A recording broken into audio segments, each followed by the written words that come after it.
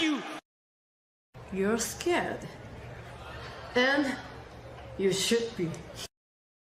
This is not your company anymore. Leave the cheek of CM Punk.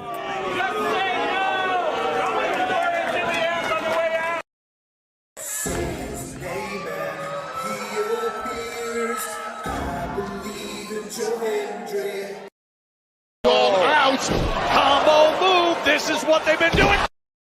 Hey, McAfee! Everyone shut the up and sit down! We got a mom in the front row who taught her daughter how to suck dick! I'm Mina Shirakawa. I used to be a model. I want to put on a big show. And that's the bottom line, because Stone Cold said so. What is going on, everybody? Welcome once again to the Saturday Shenanigans, hosted by yours truly, the Renegade J.J. Williams. Hi, guys. Hi, guys. CM Punk drama bullshit to the side. I still consider Hangman the worst AEW champion they've had. First of all, we're going to bring in Walter Cruz. I said that as a joke when, what's his name, did his promo Monday. He said, I'm from a prestige university. I said he majored in Steiner, man. We've got the Heb man, James Hebert, in the house. I do really cool and dumb things on the internet. Right. A lot of shit going on here. A lot of fucking crazy ass shit. Where is Noah JD? Well, say his name and he appears, because we believe in Noah Foster. Fuck is this intro? It is one of those things where as fans, we do have these desires of what we want to see, but sometimes you can't always get what you want, and there are reasons you truly don't get what you want. I wouldn't even listen to this in Grand Theft Auto San Andreas. What the fuck is this shit? God, rapid whack. Like I said, never been a greater time to be a wrestling fan than with more companies in a more lucrative spot, in a more comfortable business spot, in a sense of mind, it seems, than ever. Again, WWE is not the only one. It is not the end-all, be-all. So let's go back to the Renegade Wrestling JJ Williams to get the official word. JJ, speak! Make sure you tune in every week, because you never know who's going to drop in to join the shenanigans. Catboy is in the house. Hello, my internet family. I say if you want to make them as evil as possible, make them really mad. We have Mansfield joining the party now. What is going on, Josh? Like I told no one when we were in Cleveland, him joining Chase U was just an unfortunate side effect of my shenanigans towards you, JJ. I know how it can get better, Noah. The panel chooses you. Shut the fuck up, Josh. You said that so like. They got some of the intro back. Yeah, I was gonna say. Just like how you and I had lunch together the other week. That was different. Ladies and gentlemen, the King is here. Say his name and he appears. We believe in King A-Train. There are so many believers in Joe Hendry. The only person on this panel that doesn't believe in Joe Hendry is King A-Train.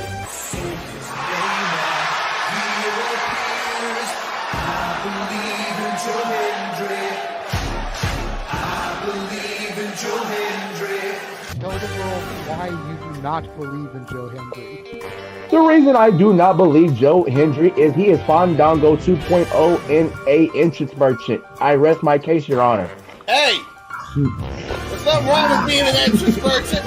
He has some of the best entrances of all time. Teleporting into the command center, all the way from Angel Grove High, Datilla. Oh, yeah. I went to the command center on Thursday. I went to Vasquez Rocks, which is where they filmed a lot of episodes. Somebody actually climbed to the very top of those rocks. I made it halfway. I was like, I'm not going up there. Definitely Toni Storm versus Mariah May. That's the one match I probably am looking forward to the most. I really like the story. I'm familiar with All About Eve, so if it plays out that way, I kind of know how this is gonna go. Say goodnight, Datilla. Good night. James, you did say his name, so he shall appear, ladies and gentlemen. first time on the Shenanigans. Jeff Meacham is in the motherfucking house. Ah! All right, we're coming in hard with the botch. All right, fucking hell. It's good to be back. It's good to have an opportunity to talk to the crowd on a Saturday. If you want to have yourself stomach through it, you can go back and watch when the Main Event Mafia took over Impact. That's what James is talking about. So if everybody just joined us, we're talking about people sedating people, attempted murder, boys, and tips. Welcome to Saturday Shenanigans, everybody. Aren't you glad I'm back? Welcome back, Jeff. Cool. What is going on, everybody, and welcome once again to the Saturday Shenanigans, the staple here of the Simply Reliable Studios.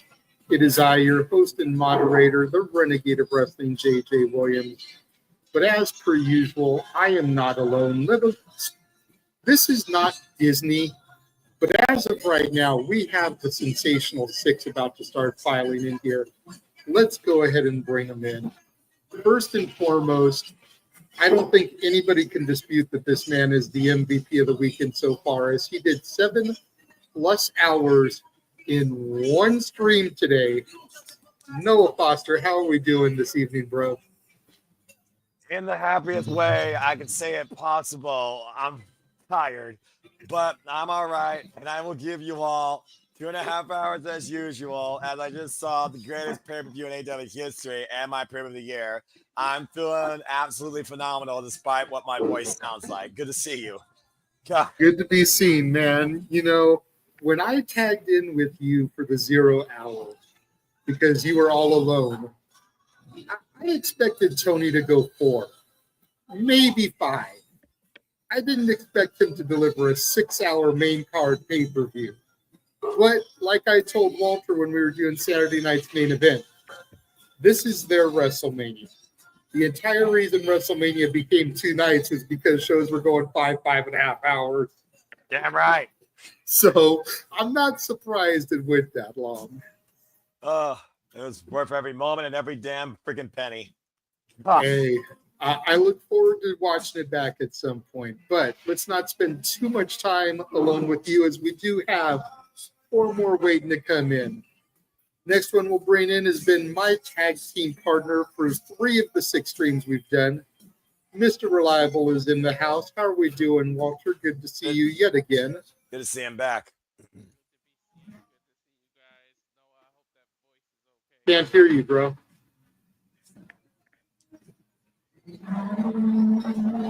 Now, Me too.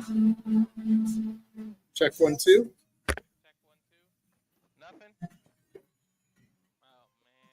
I can't hear him. I can't hear him either. All right, he dropped. Well, while he tries to get that situated, we'll bring in one of your tag team partners for this weekend. The Heat Man, James Hebert, is here. Hi. Be happy, James. I'm so emotionally drained after the whiplash that I ever dealt with. I'm barely alive. Because, okay, so everybody knows the shit that happened. I accidentally ended the stream. That's no secret. Then I watched the main event, and I can't tell you how elated I was. However, going from crying to JJ because I accidentally ended the stream, which is essentially what happened, to then being elated and excited that Hangman won the title was the most insane whiplash I've ever felt with in my life. I didn't even use proper English. That's how fucked up I am. Yeah. Yeah. So yeah, I'm here. I don't know how, but I'm here. I almost passed out before the show started, so that shows you how exhausted I became after this. So Well, I'm not surprised. It's been a hell of a weekend for everybody, but we do still have 2 more waiting in the wings. Yes. First of all, making his return to the Shenanigans after a lengthy absence is the man who called House of Glory with James yesterday. Ryan is in the house. How are we doing, Ryan? We're doing good. Give me a second here. Hey, we can see you now. It was a good show. What can I say? There you go, brother. First thing I think I called to James in a long time. So. Yeah. It was fun. It was fun, brother. Good to have you on. Good to have you back. Yes. Now we'll bring in a man I know Ryan has interacted with in the spaces, but I don't think he's actually visibly ever seen him before. Oh, yeah. Bringing Nick back into the Shenanigans for his second time after calling Supercard of Honor with Noah yesterday. How are we doing, Nick? You made your commentary debut, and now you return to the Shenanigans. My sash says bride to be. There's a special quote. Always the bridesmaid, never the bride. My fucking bride. There we go. Then it's your fucking bride. Is that what you said? Goddamn. He my bride. He my bride. Love you, honey. So bringing people together. Ryan and Nick have interacted with each other before, but Ryan, they've never seen each other face to face. Ryan, you are one sexy bitch with that mustache. And I'm eating Jell-O too while you're at it. Nice. Very, very appreciative of the compliments. You look good yourself, Nick. Love you, buddy. Love you, buddy. All right, then this is going to get weird before I get actually started. I'm blowing up already. There we go. And to make things even weirder, here comes our Canadian friend. Oh boy. Hey, Hello. How are we doing, Ash? I'm good. I forgot what time it was until James messaged me. He's like, "Hey, are you going?" I was like, "Wait, oh fuck, it's already 10." Shit. Yeah. You don't say, eh? Yeah, no kidding, eh, bud? Oh no kidding, eh, bud? Oh man. Well, hopefully Walter will get back here soon. He gets whatever issues is going on with his headset worked out because we want to get the reliable one in here. Definitely. Yes. But gentlemen and lady, what a weekend we have had so far. Oh yeah. Literally, when we went off the air with Saturday night's main event, we had done 6 watch-alongs in 27 hours. Oh yeah. We rock. That's nuts to That's think awesome. about. Like, everybody is talking about how, like, Dustin Rhodes wrestled 3 matches in 24 hours. 6 watch-alongs in 27 hours. No disrespect to the natural, but I think we saw you and we raised you, bro. Goddamn. We doubled the workload, is what you say? A little bit, and added only 3 hours to it. But did I or did I not call it, bro, when I found out about that fatal 4-way? You did. You actually did call that. If it counted for the league, you probably would have been one of the few outside me who's been passionate about Dustin Rhodes' entire career that I've told you ad nauseum about Dustin Rhodes winning. That was one of my most treasured moments in a long time, let alone this weekend. That was such a feel-good moment, man, having him win in Texas. So, well, let's not get too deep into All In. I know that's like the main event because it is the highlight of the weekend so far. Damn right. Let's rewind back to yesterday a little bit. And let's kick things off with, I guess you could kind of call it the appetizer to All In. Supercard of Honor, which you and Nick did. We'll kind of just leave it to you guys to kind of dictate. I don't know how many other people in the room saw all the matches so that they can give full-on thoughts about it. But Nick and Noah, what were your highlights, if any? What were your low points of the show? Talk about Supercard of Honor.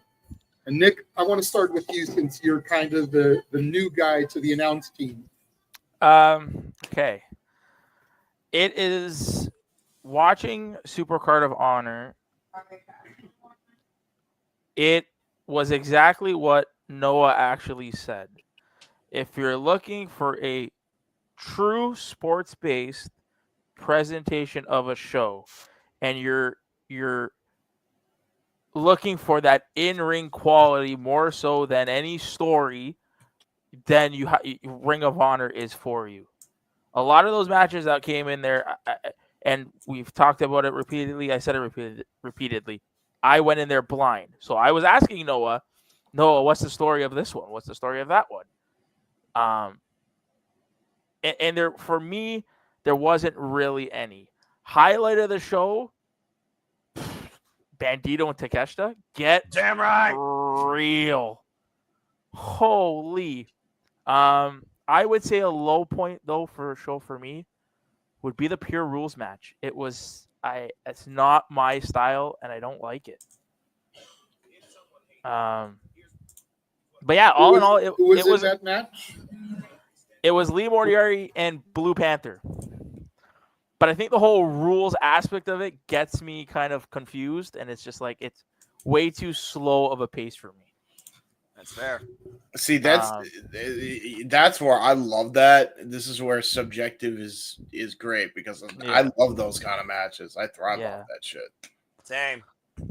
So there you go. Fair I enough. have yet to see one of those. I would like to. It sounds like it's my type of a match, given the type of wrestlers I like. Zack Sabre Jr. super fan? Nah, I didn't know that. I mean, Shut bloody up, James. checkers. Yeah, exactly. But I mean, me and Noah, we were looking at that main event set the bar. That was they showed out. They showed out last night. And it played now seeing All In now, it plays into a lot regarding a certain Rainmaker. So, yeah, all in all, it was a good show. Fair enough. And like I told you off air, I'll go ahead and repeat it on air. I thought the chemistry you and Noah had was fantastic. I thought you did a great job. What little I heard of you in your debut. We were just short of turn it over to you.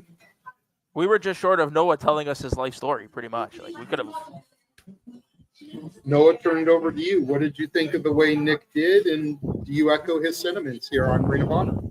Well, always professional wrestling is subjective. There's a reason why there's so many polarizing opinions and conversation amongst fans, why they think that division is the only way to be the strongest amongst this equation. I thought Nick did a great job. Not only did he analyze me and my outlook on Ring of Honor, to help him understand why I look into Ring of Honor and what people should look forward to in Ring of Honor if you want to look at the aspect of what professional wrestling is from Ring of Honor's standpoint. He also learned a little bit about me, and I think it was a great way to engage people that might not know what wrestling is or why we even do this. So in a way, I think it was basically a double down on connecting professional wrestling. So Nick, I thought you did a great job. I thought that you learned a bit from me, but I think I also learned a bit about you when it comes to your outlook on wrestling. And I look forward to the next time calling something with you. My highlights definitely was Blue Panther, again, a legend in his 60s. Still going as strong as ever. Such a big influence to the likes of Tiger Style, as well as the American Dragon Bryan Danielson. I thought they had a great back and forth match because for me, pure wrestling is one of my loves, like James. I like these human chess games, how you manipulate the body to your will, and the pure rules allow you to use the ropes if you reach that point, which was part of the strategy. I thought was a very smart wrestling match by Lee Moriarty. I also look at the fact that during the card, it was such inter-promotional showcasing. From the British Heavyweight Championship from RevPro with Michael Oku and Hechicero running back a match they had a while back, to Hechicero getting a huge win, possibly being the next challenger for the Ring of Honor World Championship, to the International Worldwide Showcase of Tokyo Joshi Pro, CMLL, AEW, and RH, and that women's four-way, where Mina had a moment, won her first title here. She's the new interim Ring of Honor Women's World Television Champion. Teton Nick Wayne running back their classic from the Beza Super Juniors. It held up to the billing as I thought it would. Athena and Thunder Rosa running it back from Warrior Wrestling. 30-minute draw back in 2022. Both women literally tried to break each other for Athena to get the victory. And she got the victory via submission with a modified bow and arrow due to all the exaggeration she did to Thunder Rosa's back. But you want to talk about a match that is about top that shit.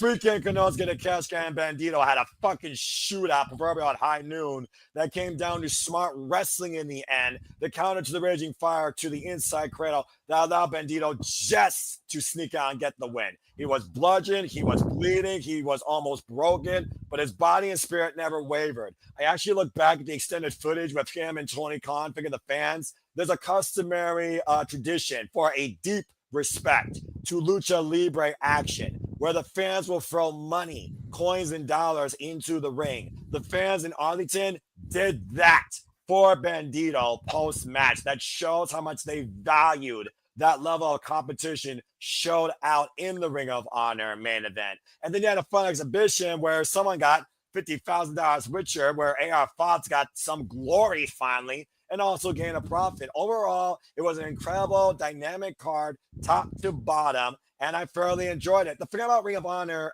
that's always transcended for me as a wrestling fan is this. It is a showcase of all forms, all styles, but it showcases the competition brought out in professional wrestling more than any other company. And it's that competitive nature that makes it feel like a sports presentation that makes me honestly say, I do watch only one sport, and that's professional wrestling. And I thought Supercard of Honor was a great setup into this weekend. Great analysis from both of you. Really quickly before I go to the rest of the panel to give thoughts, if anybody saw Ring of Honor, let's go ahead and try and bring Walter back in. Check, right. check, Walter. Take two. Mic check. Mic check. Loud and clear, buddy. See, Walter, this is what happens when you have all those fish bowls. God damn it. Right? I had shots of Patron today. So, again, Nick and Noah, great analysis. Did anybody else on the panel see Supercard of Honor, have anything they want to touch on as far as that goes? There were no fish sightings. No fish sightings. We didn't see WrestleFish, so I was very disappointed. No, I'm kidding. But did we get the Wrestle Flush? I'm never gonna live this down, am I? It's just never gonna end. You have such a bad resume of mistakes, including tonight. You might as well deal with it. Go ahead. You got no one to blame but yourself, my good friend. You got no one to blame but yourself. I know. I think you should shave your beard as a punishment. No, I like my beard. Leave my beard alone. He did that once before. He came onto the show completely baby-faced, and we were like, dude, you kind of look like a creepy guy that would be hanging out of a school. Yeah, it wasn't a good look. Like the beard looks a little bit better on him. Trust. I feel like James would look like Juice Robinson after 8 drinks. Nope. No, I have a James Ellsworth chin. It don't look great. But well, the thing I want to piggyback on as far as Supercard of Honor is not necessarily a wrestler, but somebody who was there as a performer who did double duty last night. -1. That's right. During the Frat House versus the Dark Order 6-man tag on the 0 hour. I can only imagine what -1 thinks of Preston Vance now. I just can't help but see -1 get involved in stuff and smile. Same. Honest to God. You know, it would be so easy to turn your back on the industry after his father's passing. But he seems to want to jump into it head first. He seems to still be embracing it. You see images of him posted from Natalia where he's training pretty much every week at the dungeon with her and Tyson, TJ. Oh, yeah. Yep. You know, so for him to accompany the Dark Order on Supercard of Honor and then travel to the GCW show, it was supposed to be Man Like Durace versus Jonathan Gresham. Gresham wasn't able to make it, so they threw Joey Janela in that spot. Somebody that -1 has history with, going back to the GCW Cluster F Battle Royal from earlier this year. So -1 came out with Man Like Durace, was his hype man, his corner man the whole time, got involved in the match. Joey Janela put him over again. I said it on commentary last night, and we can use this as a segue into the GCW show that Walter and I covered. I know a lot of people say a lot of negative things about Joey Janela. Yep. But going back to that Cluster F Battle Royal, watching the way that he and Megan Bain took care of -1, put him over, and then ran it back here, put him over, even though Janela got the victory. But just the way that he would flop and sell for -1, I find it very hard to say anything negative about Janela. And we have to... Whether you like him personally or you don't, it's kind of the same way I feel about Logan Paul. he's taking care of the next generation. Joey Janela is making sure that -1 has positive experiences so that he wants to continue down this road, this passion that we all love. And I commend him for that. And I want to also add to that. Not since, well, no, I don't even think, I might be wrong in saying this. We're literally watching this kid grow up as we speak. Mm-hmm. That never happened. I don't think it ever happened with Dom. I don't remember the last time this ever happened where we starting from, you know, him being -1 to the Brody Lee tribute show. And we're seeing this kid legit grow up. I said it to Noah yesterday. I'm like, dude, this kid looks like a young man. Yeah, man. Like a kid no more. I mean, the only other comparison I could think of is Izzy Moreno when she was the young little hugger in my NXT. Yeah, but might be the only other one. But how? No, because Izzy's not wrestling. Was she wrestling at that age too? No, she wasn't. You do have a point there. But that's what I mean. Like this kid is everywhere, and and let's not forget he has an AEW contract as soon as he turns 18. That's true. Right. I forgot about that. Yeah, so we're seeing this seeing this kid grow up in front of our eyes. It's beautiful to see the business grow before our very eyes. Oh yeah. So there you go. And it just comes full circle, the fact that he was a part of that. I just part ahead, of JJ. the Hold on, the whole hold thing. on. Go ahead. You were saying? No, I'm just saying it was cool yesterday that he was a part of the Dark Order stuff, because I mean that's your next. I was saying it to Noah. I'm like, Preston Vance would be a sick leader to replace Brody Lee, but there's really only one leader, and until that kid is 18, that's your leader right there. Damn right. I mean, he's 13 now. You know, I just did the math while we were talking about it. His father died when he was 8 years old. So we've literally kind of seen him since he was like 7, 8 years old on camera, and he's 13 now. Mm-hmm. I don't know how many other matches he's had aside from actually participating in the Cluster F. If that's his first match, he won his debut. You know, and he's undefeated as far as I know. That's insane. And he was again that Brody Lee tribute show. He was a part of that. Mm-hmm. If it wasn't for him and the kendo stick to MJF's head, right? Like, where would we be? No, he's respect. Yep. And Noah makes a valid point. Like, the only other person I can think of is Izzy Moreno. You know, and even she wasn't on camera the entire time. Like, we kind of lost track of her for a couple of years. Yes, we did. You know, whereas -1, you know, while not weekly on camera, has consistently been on camera like every year doing something with the Dark Order and AEW. Or in GCW like he was on this weekend. Yeah. Even occasionally featured in the crowd for WWE shows. Yeah. So transitioning over to the GCW show, I'll go to Walter first since he's here now and his microphone's working. What would you say the highlight, and if there was any, the low point was for GCW Boss of All Bosses?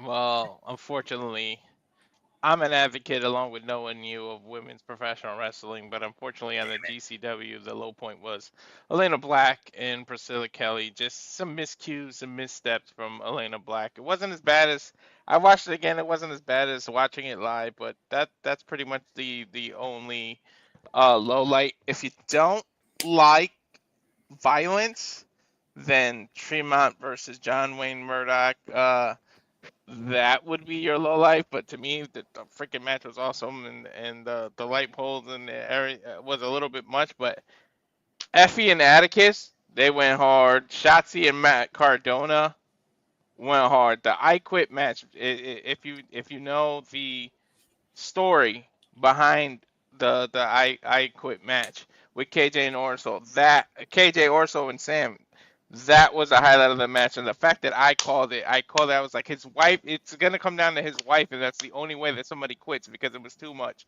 It was a little bit much. Like I know James cringes when he sees that box of razors, but that came out in that match, in the I Quit match, and several other matches. But literally, KJ dug that freaking thing of razors into Sam's face, and Sam was bleeding buckets upon buckets.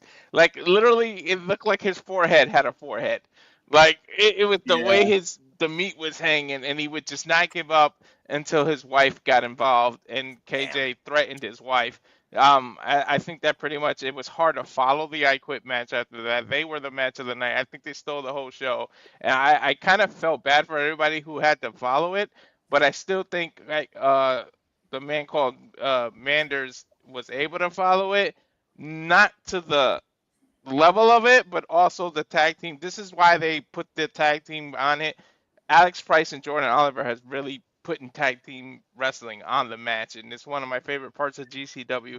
They were able to defeat Ninja Mac, who really impressed me, and Dante Leon, and they retained the GCW World Tag Team title. But at first, it was because it followed that I Quit match, it was the crowd was kind of worn out, but they quickly turned them around and really, really, really got people to follow it. So, like, it was smart way to line up the card, to do the I Quit and then go right into that tag team match.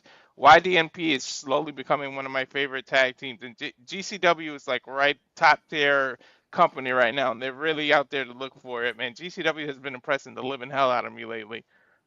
Nice. No, I agree. Every time you see YDNP, especially in the match they had this weekend, it was like they always show out. They always have one of the better matches on the weekend or on a card.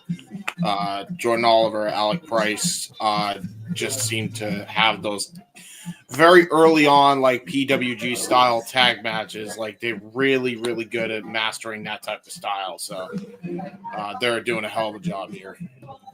Yeah, I don't dispute with pretty much anything Walter said. As much as I was looking forward to Priscilla Kelly, Elena Black, the former Gigi Dolan, and the former Cora Jade, like I told Walter on the card, I feel like they went out there wanting to prove to WWE that WWE fucked up by releasing them, and they tried to do too much too fast and ended up botching on some spots in the early going, which really kind of made it look bad.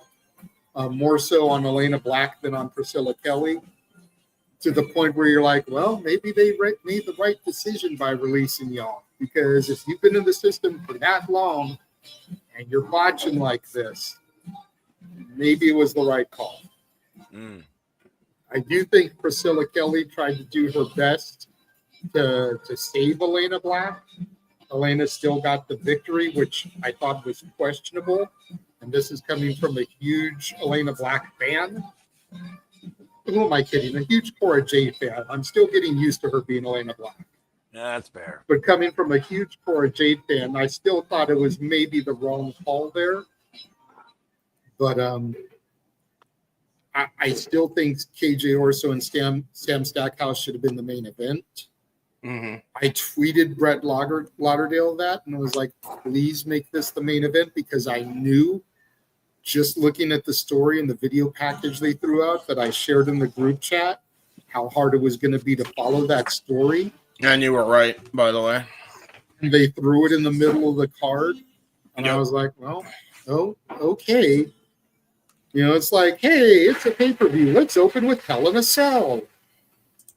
Shawn Michaels and freaking The Undertaker. Let's make that the opening context. That'd be like if everybody's got to follow that. It's like, yeah, that'd be like that would be like what AEW pulling that and putting the freaking world title match in the story that they were telling in the mid portion of the show. It makes no fucking sense.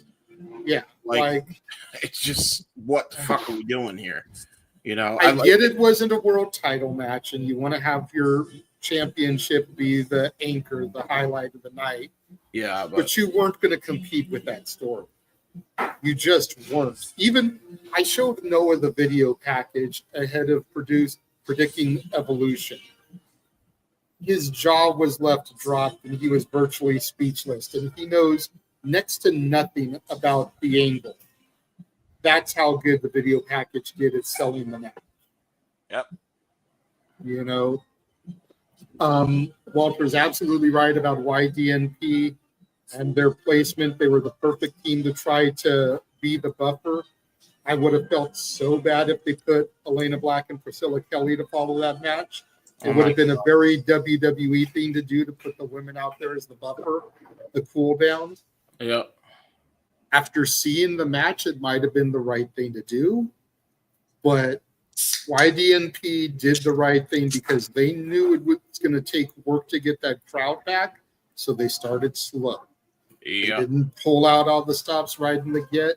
They let the crowd have their moment to breathe and get their breath back before they started hitting their big spots. They worked that match and built it up perfectly. Yep. I told Walter and James, I don't think you'll disagree with me as much as you've covered GCW with me. As of right now, July 12th, halfway through 2025, YDNP is my tag team of the year. Oh, yeah. All companies. Yep. I agree. They are just so good. And they came together out of happenstance. Mm-hmm. You know, you go back, you watch the Joey Janela Spring Break show. Alec Price went in there to challenge for the titles. His partner was injured. He went in there solo. And Jordan Oliver came out mid-match to be his partner, and they won the title.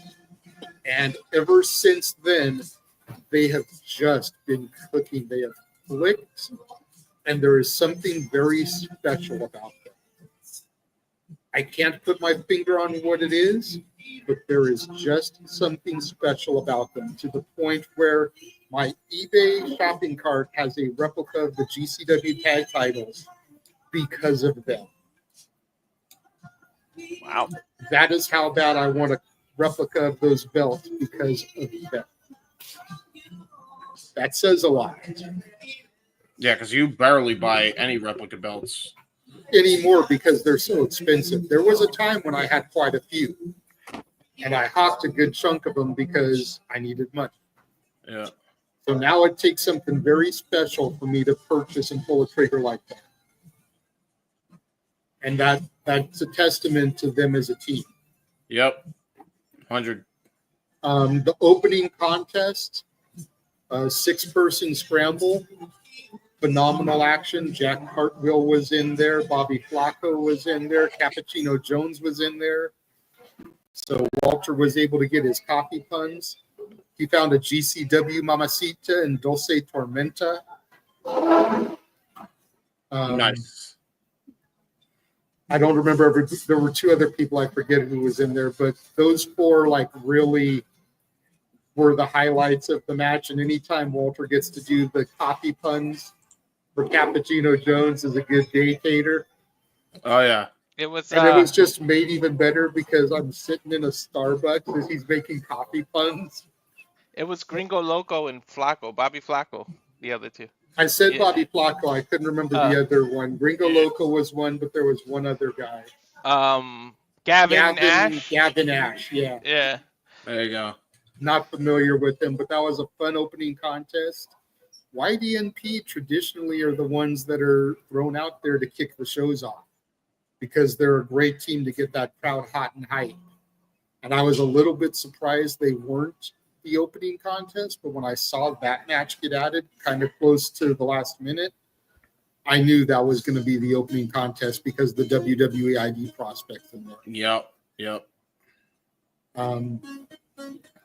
Like Walter said, Atticus and Joe and Effie was phenomenal. I thought Atticus had it. Vandal 48 doing Vandal 48 things.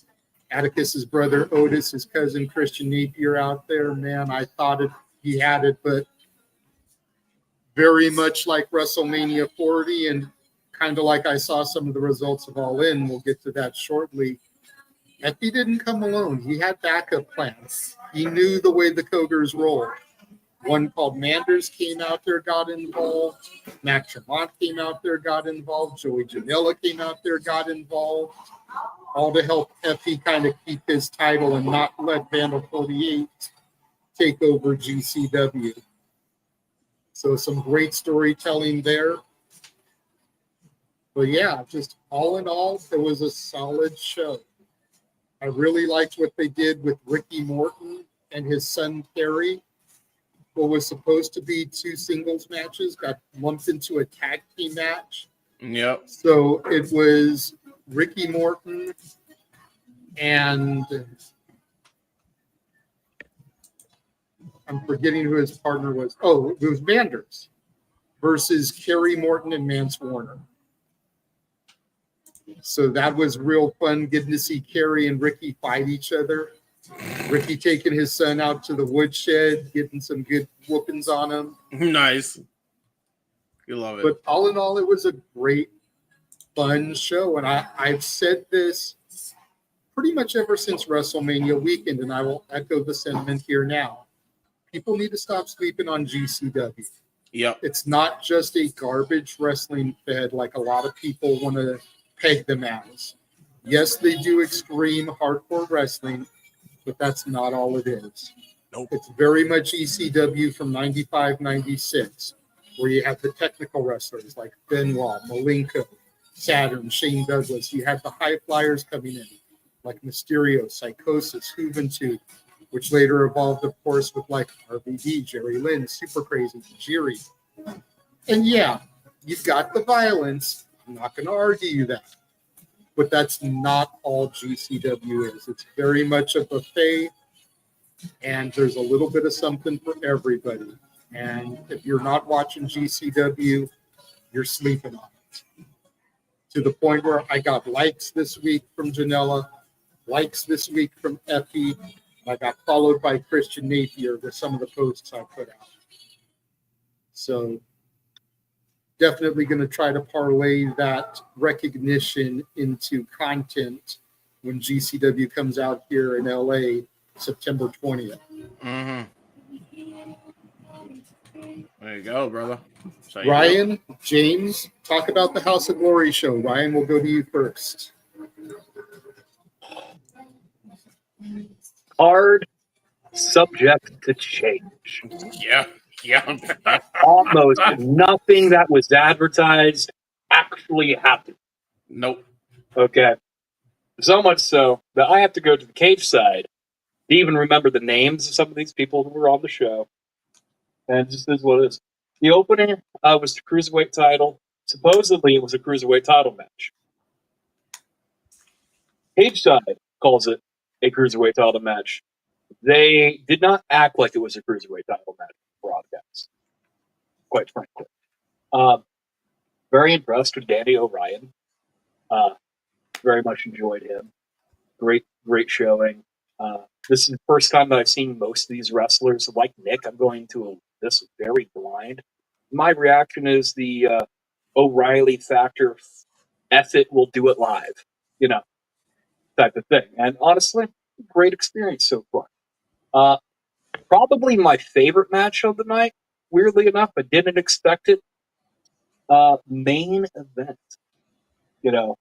Jay Lyon and Midas Black versus Fly Death. Fly Death, from what I understand, come out of Reality of Wrestling. They're trained by Booker T. And quite frankly, they remind me very much of Harlem Heat. Yeah. And crazy. Eerily similar. Yeah. So, they have a future. It's going to be they have a future, and I'm very excited to see where they go. Carlos Ramirez versus Rick Savage. This was a match. I was Team Savage all night until I wasn't, or until the end. I don't want to get too heavy into spoils, because someone might want to go back and watch the show. All right. But very impressed with Rick Savage. This Ramirez was an interesting character. I'm not entirely sure if I'll I'm not thumbs downing him by any means. Great performer. Entertained me for my dollar. But I'll definitely watch another one of his matches at least. Jury's still out. The 6-way scramble. This is chaos. I have no words. The shortest Power Ranger on the planet won. Yep. Okay. About right. That's about right. JD Griffey and Amazing Red, the VIP heavyweight title match. I'm concerned. It's interesting. They had their own little big gold. JD Griffey had this big gold replica that had some machine work done to edge the state of Texas into it. Interesting choice, I guess. I'm really shocked the leeway that some of these things get through IP protection and trademark law. But, is what it is. It's not like, considering half the music is licensed through other means, I doubt Hog is paying for music rights. I doubt a lot of these shows. I watch a lot of Revolver shows, for that matter. The show overall reminded me of Revolver in that nature, too. But is what it is. Match disappointed me the most because I'm familiar with Indy. I don't know what happened with Indy Hartwell tonight or last night. Yeah. It was the weakest match out of everything. It's not for their lack of trying, but it also had the biggest pop.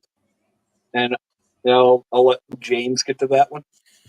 Yes. But Zilla thought too, and Charles Mason. Mason, sorry.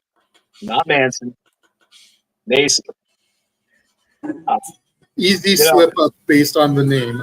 Yeah, I'm not going to watch him for that because they're pretty similar. Only serial killer.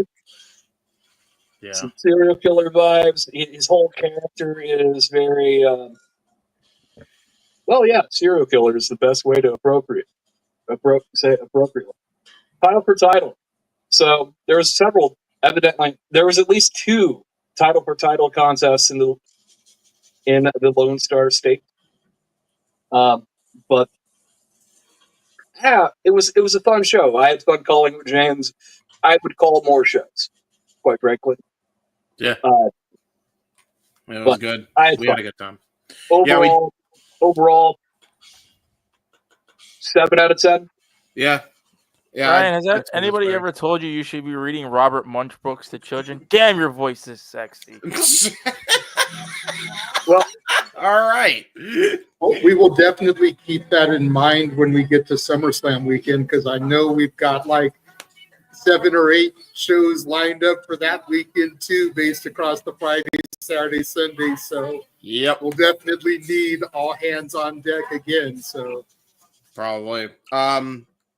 To Ryan's point, very good showing. Honestly, my match of the night was also the main event. They're right up there with YDNP, probably my second favorite tag team on in any company right now. I think they're just very, very entertaining. JJ, you and I called a couple of their matches, and they were really fun to watch. Love the whole circus get up between those guys. I think it really, really did a great thing there. Sorry to interrupt you, James, but when he did the thing with the hula hoop, and he did the tope out, like it was sports entertaining. Seeing a man that large fly like that, I feel cheated. Yeah, true. So that was fun. A little bit more crossover. -1 was not the only one that did a little crossover, as Ryan alluded to. You and Walter, you guys saw Shotzi in the Matt Cardona match. She pretty much booked it straight to Hog to annihilate the Hog Wrestling Women's Champion, Indy Hartwell. So we are going to be getting a Shotzi Blackout versus Indy Hartwell match in the near future. So man, he's all over the place. MLW, HL, GGCW, good for freaking her. Yeah, there you go, man. I believe their next show is High Intensity, which is SummerSlam weekend. So I wouldn't be surprised to see it happen there. Yeah. My second best match of the night, I'd say, is the JD Griffey Amazing Red match. I really, really, really enjoyed that match. JD Griffey. Question for you. Yes. Has Amazing Red lost a step? No. I don't think so. I think he slowed down purposely, but no. I'm sure you put him in a exhibition style match, he can knock it out of the park. He's gonna. Curious because it's been a while since we've really seen Red. I think we've called him once on a Hawk show. Yeah, but most of the Red stuff that I've seen is from almost 20 years ago. Yeah, so I'm curious if he slowing down intentionally is one thing as opposed to losing a step. So that's why I asked. Yeah. I'm telling you, the thing I'm looking forward to the most is High Intensity, because that show is going to feature Ricochet and Amazing Red. I'm telling you, there's no way they're going to slow down for any reason then. So yeah, I'm excited for that one. So yeah, I think you piqued Noah's interest with that match. He seemed to get a little excited there. Yeah, it's a good match to have. So. They announced that they're going to have that on High Intensity. But no, it was a really good match. I will say Amazing Red put over JD like $1 million. Like, he looked like a killer out there. JD used to be a part of the former Shane Taylor Promotions in AEW. He has since left AEW, found his groove in the indies with this whole VIP champion gimmick. Basically apparently has joined American Top Team, Dan Lambert's group. So that's a thing. So just figured I'd put that out there. Well, VIP Wrestling isn't a gimmick. It is a company. Me and Noah did a tournament. It was leading into Rumble Weekend. Yep. Where they crowned the VIP Women's Champion. The first ever was an all-women's show. Yep. But VIP Wrestling is a company. It was supposed to be Jordan Grace at that show, but she ended up pulling out because of her Rumble debut the next night. Okay, so that answers. So it's not just a gimmick; it's a company, which explains why the state of Texas is engraved in it. Because a lot of the promotions that are featured on Title Match Network are Texas-based. Well, that answers our question from last night. There, Ryan. There you go. Go ahead, Nick. I have a question, and I don't. Hopefully, this doesn't spark any. Keep on the right track. JD wasn't on that show. No, he was not. The fourth show. Yeah, not to get too far off in the weeds. Yeah, that's why I didn't want to. No. You're good. It's a legitimate question. Not to get too far in the weeds, but to address the situation. Since James and I have done quite a bit of Hog shows, we have not heard JD from NY206 do a Hog show since the Mercedes one when he was removed from commentary before the match. He was on that show prior to the Mercedes match, was removed prior to her match, and we have not heard him back on a show since that show. And that is now confirmed because he did come out in a video saying that she did that. Mm-hmm. So, wow. He did that to himself, but yes. Well, hold on, I'm not going to argue this, but I think he's done. I don't think he's ever coming back. Charles Mason tweeted that he's not done a show outright and to come watch the show. So I don't think he's coming back ever. Yeah, I don't think so either. I think he got permanently removed. So, regardless of how you feel about him, some may say that it's a good thing. Some may say that it sucks that he got removed from his longtime position as lead play-by-play commentator. Kind of is what it is. Go ahead, Nick. You got your hand up, but you're muted. No, I was just playing the smallest violin. Oh, okay. Yep. I know he's an acquired taste. I know not everybody likes him. I find some of his stuff entertaining. Not everybody does. Yeah. It is what it is. Yeah. No, I just asked because I didn't. No, it's a fair question. That's why nobody's mad at you for asking it, and it does tie into the conversation. So yes, it was able to be addressed, kept simple, and we can keep on pushing. Yeah. Yeah, we should, because Walter looks like he's about to pass right the fuck out. Yeah, Dude, right. he's tired. Yeah, we He's got still 2 more trying to shows. back up and moving. He pulls up on Tuesday. We still got He's 3 more out. shows to cover, basically. Oh Lord. But yeah, overall fun show. I recommend watching it back, even though it was very much card subject to change, as Ryan said. The only bad thing, as Ryan pointed out, was the women's match, unfortunately. So, Walter, you are not the only one that unfortunately had that realization. So, overall fun show. Expected nothing and was still, relatively speaking, entertaining. Exactly. Card What's up, subject Walter? to change is also GCW. My God, every time we get something, they throw something together, like those 2 singles that got turned to a tag team match. Twice, James and I covered something. They put 2 matches out of freaking nowhere with people we never even heard of, to where we made up a name for a team and find out the freaking name of the team was actually that name we made up. That's crazy. Yeah. So, to Walter's point and to Ryan's point from earlier, imagine if GCW and House of Glory decided to do a joint show. Oh my God, that absolutely would completely combust everything, because then they wouldn't stop changing shit on the fly. You might as well not even announce the card. You know what? I wouldn't be opposed to it, though, because I like House of Glory and I like GCW. Mm-hmm. So I'd love to see some of these people interact more. Sure. You know, there's already a little bit of crossover with people like Charles Mason. Yep. You know, so I could definitely see it coming down the line.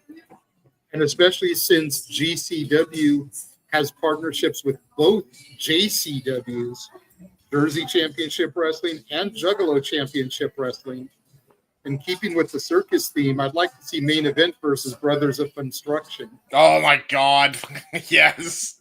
Yes, like please. Just something about that would pop me, because for those of you that don't know, Brothers of Construction comes from the Juggalo camp, so they're 2 clowns with huge floppy shoes and everything that wrestle.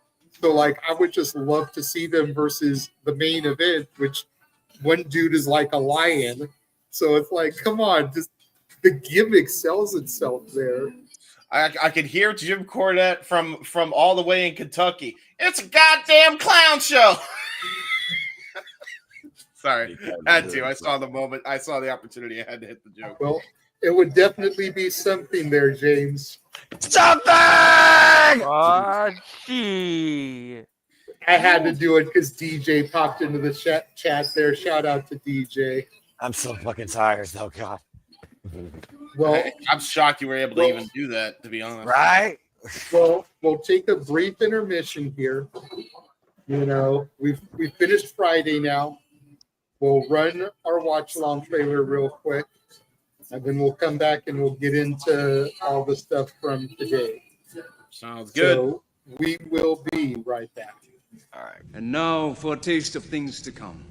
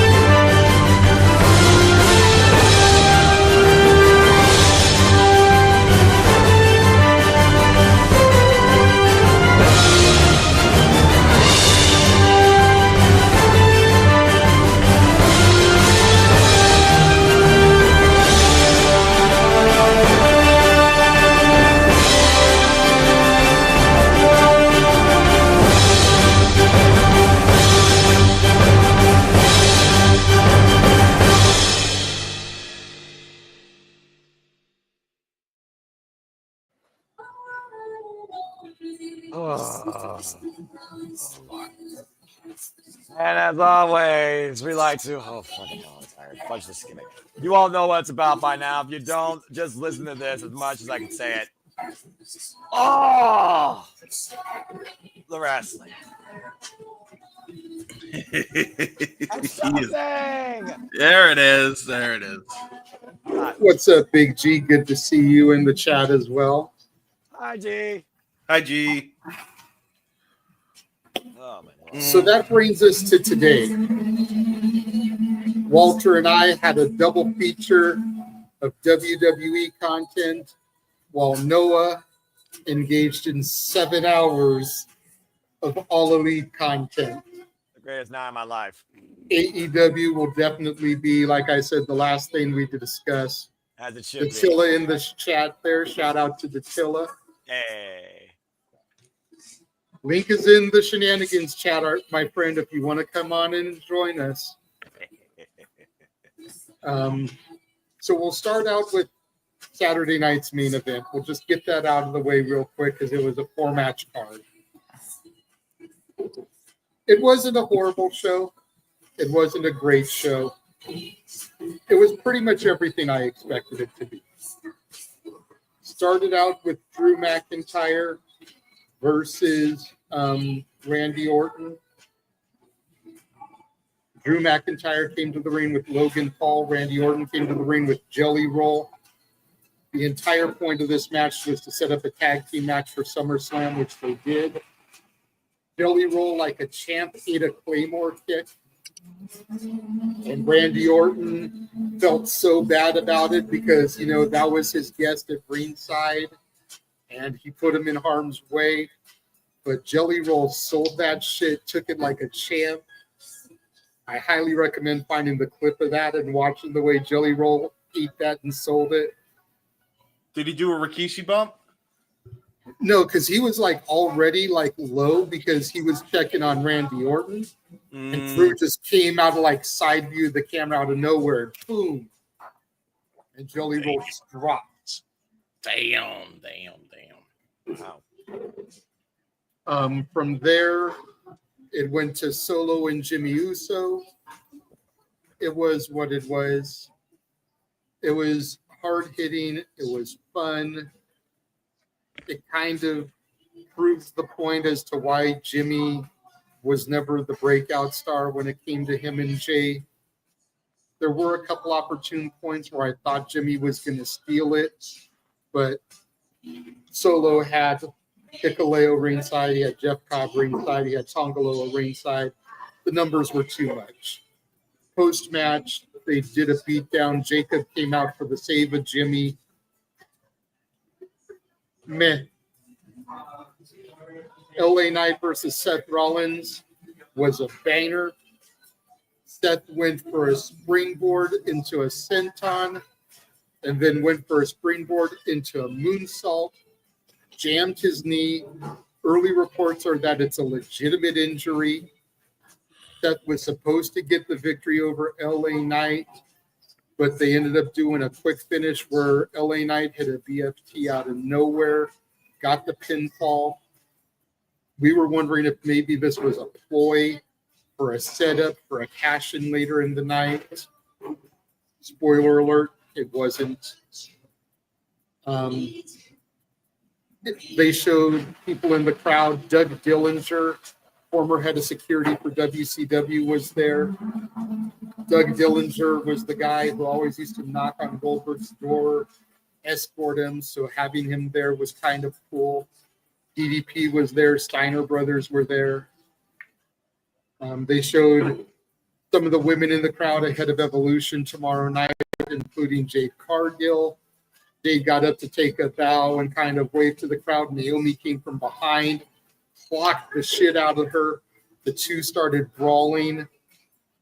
Agents had to come and separate them.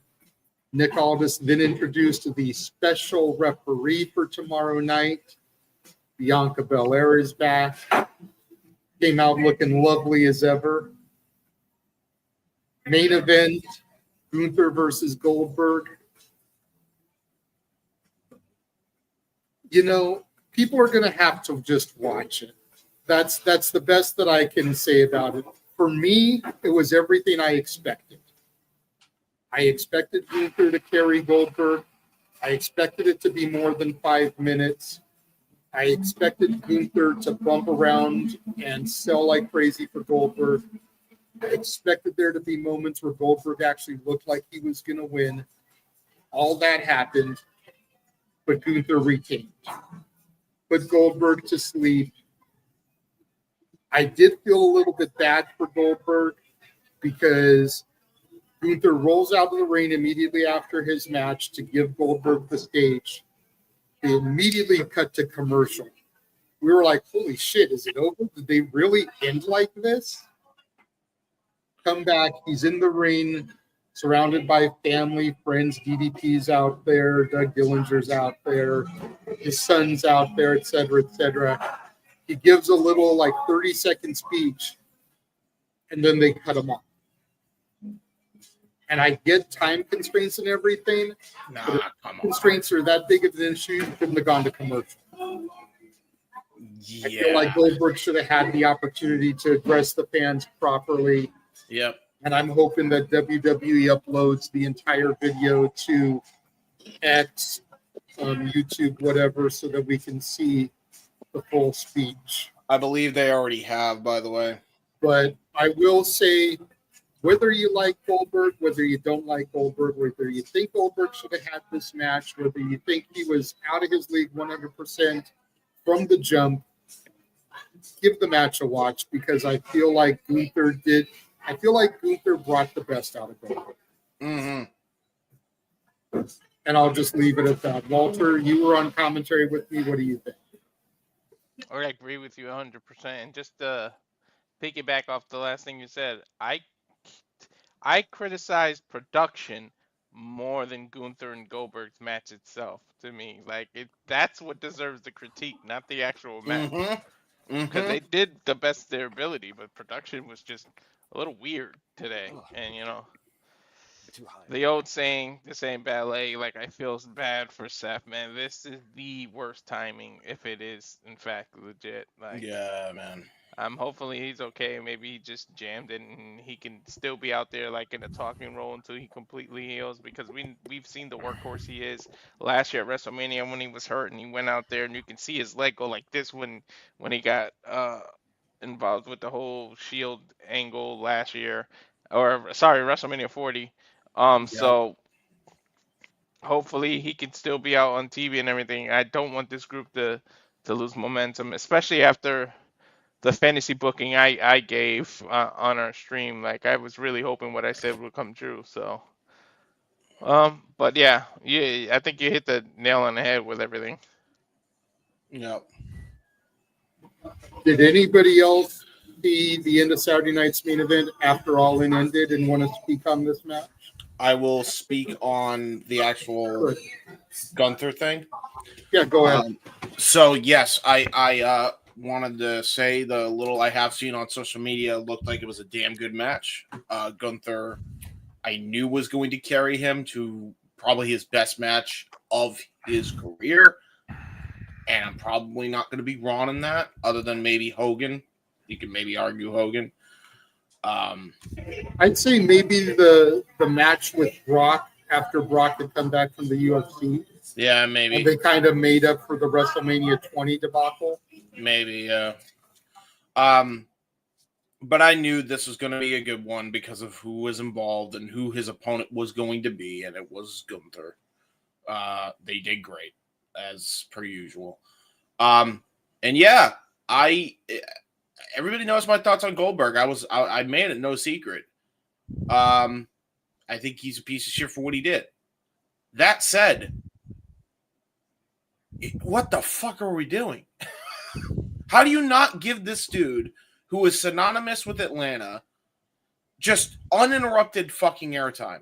Because you really had to get your goddamn stupid advertisements out of the goddamn way. Really, you had to be that much of grubby pieces of shit that you couldn't just let Goldberg have his fucking moment. I mean, you already ruined his goddamn credibility if you in fact force him to not put over fucking Bray Wyatt.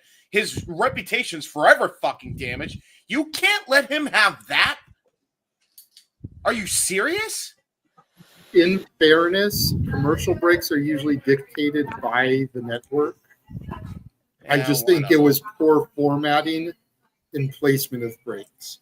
They could have formatted their schedule so that the commercials were better placed, and that could have gone on commercial free. Yeah, but like, but the networks dictate how many commercials need to be taken for their sponsors. So then I kind of blame the company for not fixing that from the beginning. Then, because at the end of the day, you should, if you wanted this many commercials and you also wanted Goldberg to have his moment, you needed to do something to give him that moment. In that case, what was the women's match on the card? There wasn't one. I'm sorry. What was the segment they had on the card with Bianca Belair? Yeah, it was just them showing the women in the crowd ahead of Evolution, and Naomi coming out blindsiding Jade to kind of add some heat to their match for tomorrow, making Naomi look strong so that we can basically predict that Jade's going to get the W. Why? You could have cut that segment. Yes. I know where you're going. Why didn't they just do that on SmackDown? I don't know. That's ridiculous to me. Why didn't you just do that on SmackDown? Like, or the fact that it kind of came right after the pull apart brawl. Yes. That was set up with the Drew Orton match. It was like we had two pull apart brawls kind of back to back. Yeah. It was like, so don't do the one for Drew and Orton and just do this one. Yeah, I not a fan of that. Other than Go that, ahead, Ryan. I see your hand up. In defense of WWE, there were no women's matches on the card. You're not allowed to defend WWE. It's crazy it's crazy how I do nothing but hate WWE, right? In defense of WWE, it's a damned if you do, damned if you don't situation. If they did not have any women at all featured anywhere on the show, they would have received some level of backlash. I don't really think WWE gives a shit one way or the other, but that's the reality. What would have happened? People would get on the internet, get on their high horse, and bitch and moan and bury. That is what it is. I've been looking at this Seth Rollins spot for the better part of. I'm sorry. I will wait. James, do you want to finish your point? No, yeah, I finished my point. You're good. Okay. Go on to the set spot. You're fine. I've been watching this for a minute, quite a few minutes actually, just watching it back. It looks good. He did a springboard, came down, landed on his knee awkwardly, and then proceeded to do another springboard moonsault and then land on that knee again, which it looks more than jammed. I'll say that right now, just on that. I hope he's fine. But this is what I would do. You know, there's a creative opportunity here for WWE that they've never done. They've never just let someone forget that the briefcase exists. Right? Fun one for you. I know I'm getting into the weeds fantasy booking here, but don't move the briefcase. If he has to have surgery and he has to go off somewhere for a few months, don't take the briefcase off. Make us forget that he has it. And then, boom, presto, one day, 8 months from now, returns, stomps someone's head into the ground, new champion. Great way to return him already. He already has a built-in return policy or storyline to work with, right? So, this is what it is. That's my thoughts. Sorry if I got into the weeds there. No, you're fine. No, you're good. Anybody else want to give their thoughts on what they saw for Saturday night's main event? Go ahead, Nick. Everything you described sounds boring as shit. No. when you're putting it up in comparison to what AEW was. No. There's no. I'm not comparing. I'm not. I'm just saying, as somebody who didn't even watch All In, yeah, it was what it was. You know, I mean, the entirety of the show was built around Gunther Goldberg. Like every commercial break, they were showing Goldberg highlights because of the perceived retirement. So that was the selling point of this show. Everything else was pretty much filled. But watching Noah douse his head with water is way more entertaining than that shit. Because he knew that the meat and potatoes of the show was Gunther and Goldberg, and he loves Gunther, but like everybody else on the panel, pretty much no one here can stand Goldberg. Bullshit! So Don't you use those food references? Don't use those food references. It wasn't meat and potatoes. It sounded like slop and crab. It was as long as Noah found out Sloppy that Joe. Gunther won, he wasn't going to care. Sorry. Just call it a Sloppy Joe there, Nick. There you go. Oh, yeah, that's a food reference that works for your mind, you know? Sloppy As far as the Goldberg can't wrestle propaganda, he could always wrestle. Okay, if he's wrestling someone who can actually call the match. But most matches that Goldberg has ever been booked in, squash 5 minutes or less. There's not a lot you can get done with that, right? Regal got a decent match out of him. Diamond Dallas Page had a great match out of him. The Ring General getting a great match, or at least an okay match out of Goldberg at 60. Here's what it is. Ryan, you reciting your Burger King order in that voice sounds way more exciting than what I just heard from JJ. I don't like Burger King. It's Wendy's. Wendy's for me too, although Burger King's gotten better. You should give them another chance. Anyways. when Nick is like doing like, don't talk about food. Give it back to the host. You know we're fucking up here. Who does Nick's give it? So from there, we'll go to Great American Bash, which started the day.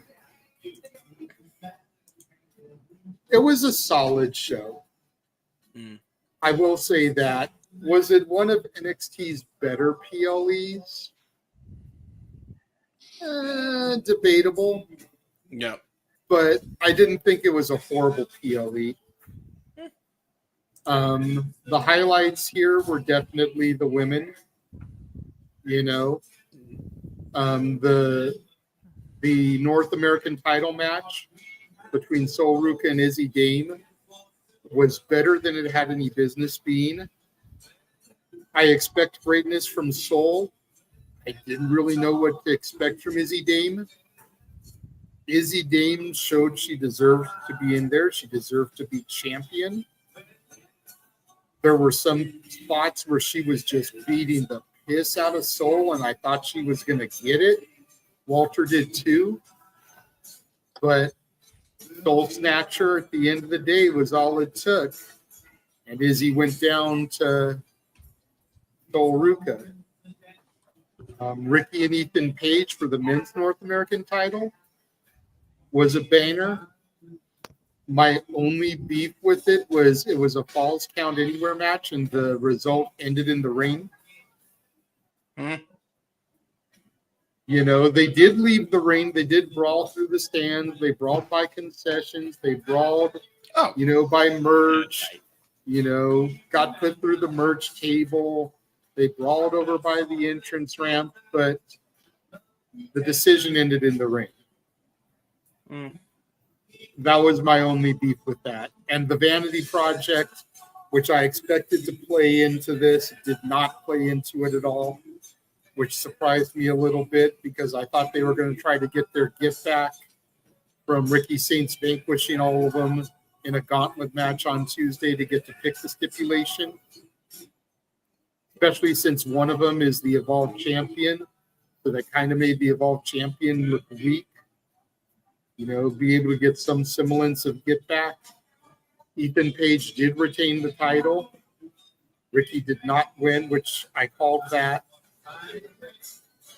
Obafemi versus Yoshiki Inamura, match of the night, in my opinion. I'm not surprised, but with the two caliber of wrestlers in that ring, to be honest.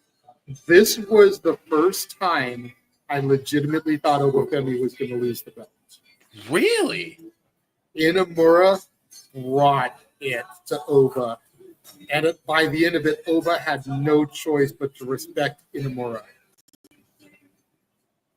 Well, there you Oba go. has been basically made a babyface by the fans, but like he respected the shit out of Inamura to the point where they had a backstage segment afterwards where they were kind of face to face, and Briggs came into it. Briggs was hot, man. I see some tension here building between Briggs and Oba, and possibly even Briggs and Inamura. But this was the first time I legitimately thought Oba's title was in danger. Now I'm gonna because I told Noah when we simply predicted this, I was like, "What's one of the IWC's biggest complaints when it comes to NXT, WWE, and their partnerships? WWE gets the better end of things." I was like, "So is it really out of the realm of possibility that the pro wrestling superstar, the Noah superstar, who's on excursion over here, who left to go back to Japan and came back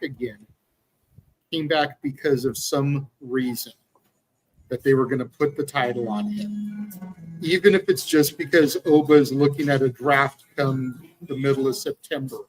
Right. You know, is it that far out of the realm of possibility? You know, It's over. Raise your hand in this room if you thought JC Jane was going to beat Stephanie Vaquero. Nope. So was it really out of the realm of possibility that Inamura could have defeated Obafemi? That's a fair point. Yep. And Inamura showed that he could have been that champion. You know what that kind of reminds me of, JJ? The way you kind of described this match between Yamura and Obafemi. It's very much similar in the respect that Don Fry and Yoshihiro Takayama have with each other after their MMA fight, which was a goddamn great war. If you have not seen that MMA fight, you should, because it's one of the greatest MMA fights of all time. Yoshihiro Takayama just brawled and slugged with Don Fry to the point he had no choice but to respect Takayama, to the point where they became like best friends after that. So, sounds like it was a similar thing here, and now I kind of want to go back and see how good this match was, because it sounds like it was a fucking banger. It was, dude. And then that wasn't even the main event. The women's tag main evented with Jordan Grace and Blake Monroe versus Fatal Influence. Huh. And as good as that match was, I don't think it lived up to the NXT World title match. Blake and Jordan worked well together, better than I expected. Obviously, Fallon and JC have chemistry from being together for a bit. Blake Monroe pinned JC Jane, though, for the W. So I'm curious to see how things are going to progress, because an argument could be made that Blake deserves to be in that match tomorrow now, turn it into a triple threat. She pinned the champion. You know? And Blake Monroe isn't on Evolution. Huh? So there could really be an argument there that Blake could get added to that Jordan Grace, JC Jane match. And if it ends up happening, I called it first, y'all, too. So I expect the recognition on the air. You'll get your recognition. Walter, your thoughts on Great American Bash? And then if anybody else saw any of it, you're free to give your thoughts. Go ahead, Walter.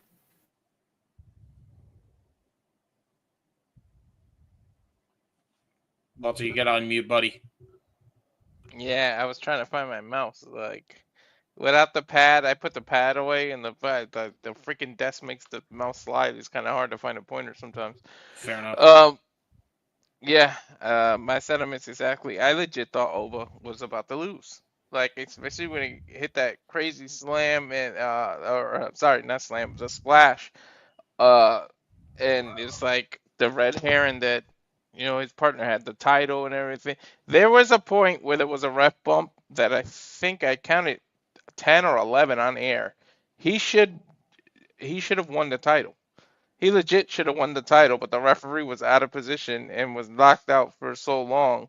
I think, right, JJ? I think I got up to 11. Like we both literally counted while he was pinning. He had Oba down for 11 seconds. He should have been the champion. So there might be a rematch for Yoshi in the future, but he definitely has a case to make it. And I said this might be the beginning of Blake's heel turn, because I just feel like her character it screams heel to me. It's like it shouldn't be a face like that. Pretty, need my hair done, and I'm full of myself, and that conceited. You can't. She's pulling it off because she's new and like she's the flavor of the month right now. But once she sinks her teeth into the NXT run, people are gonna start to boo her. Like I just feel like that's not a face kind of character. So I feel like this may be the beginning of a heel turn, and that's why she got the pin, the NXT champion, because then it becomes, well, how come Jordan gets to keep this title shot when I deserve it? I beat the champ too. Or if Jordan wins, I get the first title shot, and then friendship over after that. But the PLE, yeah, it's not the greatest thing NXT has, but they put on a hell of a show. But sounds like you guys had a hell of a time with the 7 hours. So like, yeah, yep. I'll give it back to JJ so he could toss it around for the rest of the stuff. Well, that brings us to AEW All In. And before we go to our lead voice and even our lead color, he's been very quiet during the show because she didn't really watch or participate in any of the other watch-alongs. So I want Ash to speak first on AEW All In. Go ahead, Ash. It was fun. It was really fun. I liked it. I am so tired. I was not expecting it to go that freaking long. Listen, I'm used to like 5 hours and shit. 5 hours, 4 hours. But it was super long, but it didn't feel super long, though. That's the crazy part. It did not feel long at all. I had such a fun time watching it. There was like a lot of pleasant surprises. Like the only downside about it is just, God damn it, fucking Adam can't stay fucking healthy for shit. Like the fucker is not gonna wrestle no more. And that makes me sad. And now I'm sad again. And fuck my life. Yeah. And it did look like it was more than just injury this time. It looked like he was very there may have been more on top of all that. I'm sorry to be such a downer, but damn, that kind of took me out of it. Don't worry, happy about Ashley is coming back soon. The main event was solid. I love deathmatch shit. Yeah. Thank God Toni Storm retained her title. All I gotta say about that. Mm-hmm. Both Casino Gauntlet matches were very fun. Yep. That's all I gotta say about the show. There you go. Fair enough. Noah, we'll throw it to you. Good fucking Lord Almighty. If that wasn't the best pay-per-view this year, the best pay-per-view in CAW history. Gave me everything and then some, damn it. I mean, even the 0 hour was fun. Outrunners and FTR bringing back that classic from Collision. Outrunners are so damn good. And FTR only makes them better, I think. Again, had them this close, but Stokely halfway, that annoying freaking gnat, allowed FTR to once again get the win here. Now FTR have aspirations to be, AEW World Tag Team Champions. Seeing the Sons of Texas as a whole, Dustin Rhodes, Sammy Guevara, and the Von Erichs, and seeing the Iron Claw by Kevin Von Erich was pretty cool as well on Anthony Go-Go.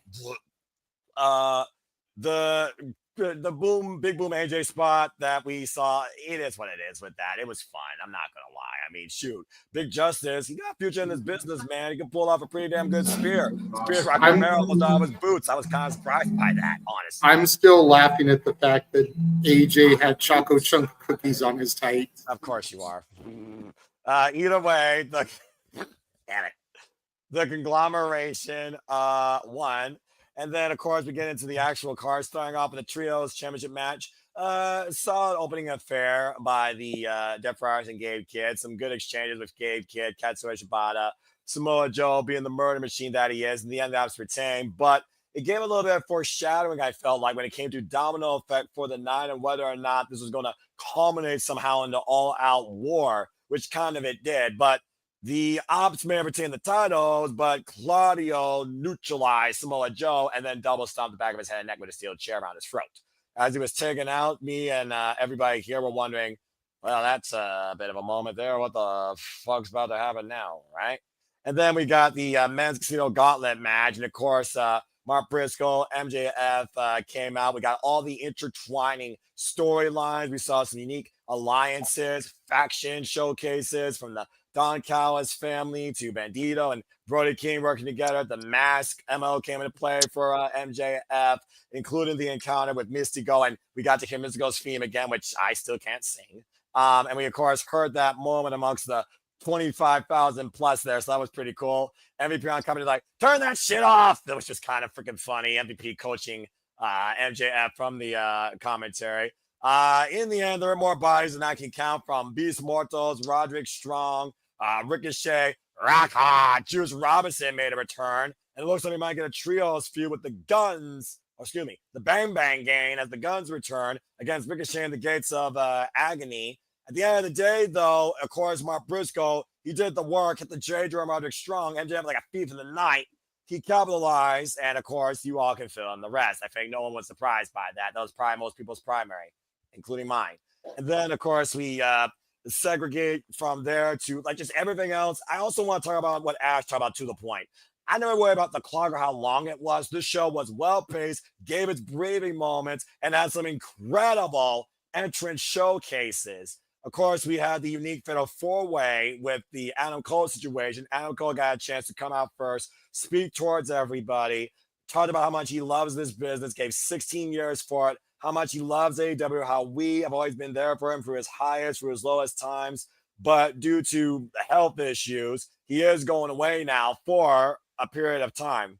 And again, he doesn't want to use the word retirement, but based on that embrace, the emotion on his face, it's hard to say when we will see Adam Cole in a wrestling ring again. So I'm very curious to see what the future is for him and the Paragon, for that matter, as we immediately transition that fatal four-way. Good dynamics there. Follow up with Kyle Fletcher, Daniel Garcia, Dustin and Sammy had a bit of a fallout at one point, but I cannot say how warm it felt for me in my heart to see Dustin Rhodes, of all people. I got credits too. He fucking called it during the 0 hour when we made the match official. Dustin Rhodes with the schoolboy got the win and became the face of TNT.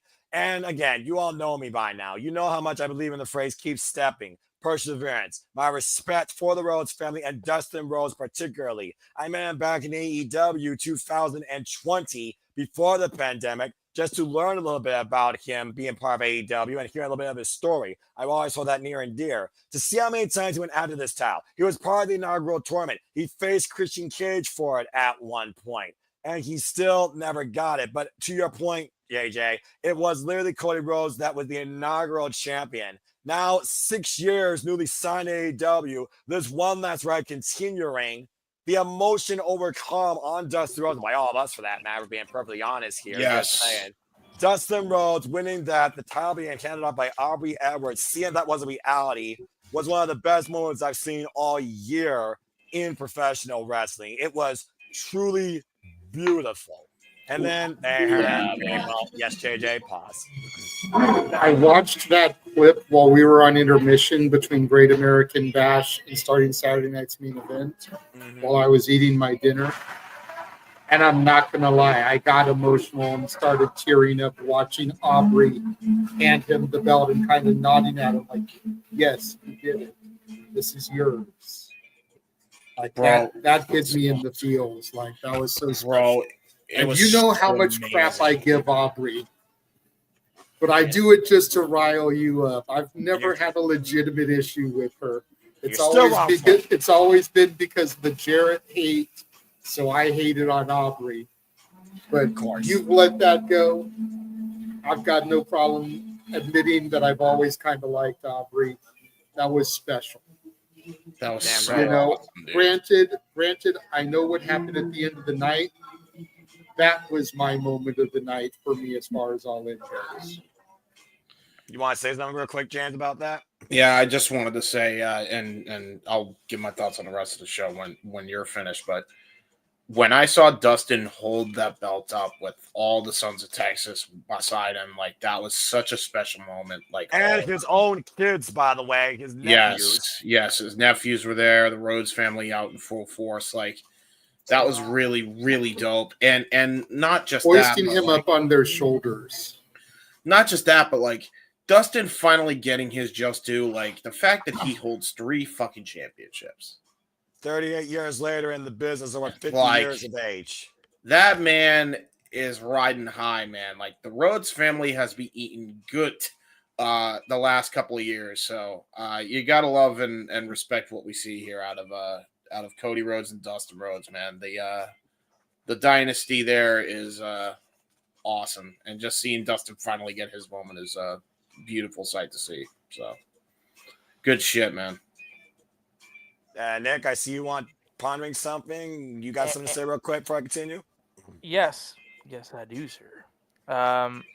Let's also keep in mind Kyle Fletcher was not a factor. That's right. In that finish.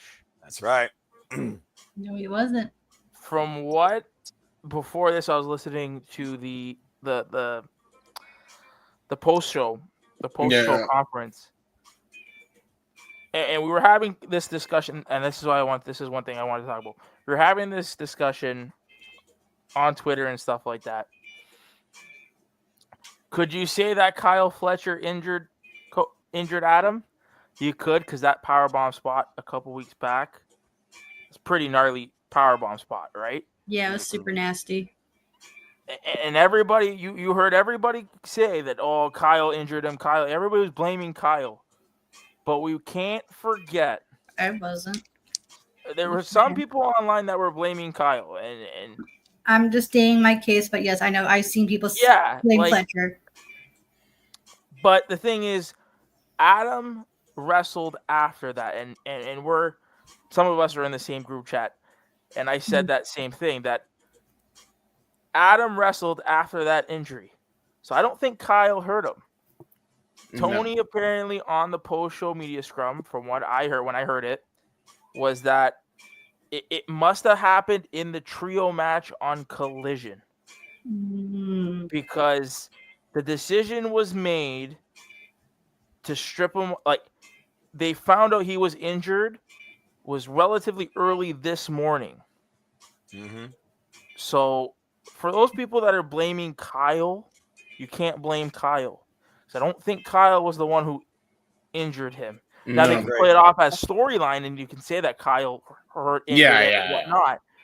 But for those people outright blaming Kyle, I don't think it's really fair until we know exactly what happened.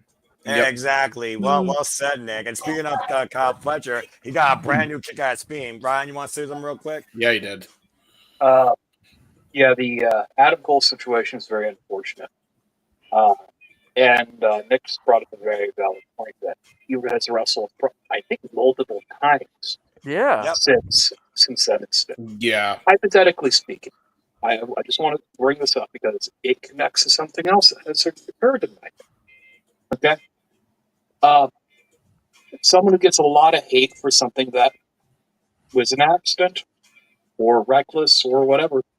Bill Goldberg is usually often credited for ending Bret Hart's career, despite the fact Bret wrestled 9 additional matches after the fact.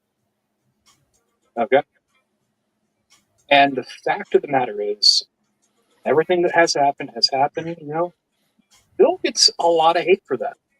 And this has the risk of people attaching Adam Cole's injury to Kyle Fletcher. Yep. Which may or may not be the case. It may still be something else entirely.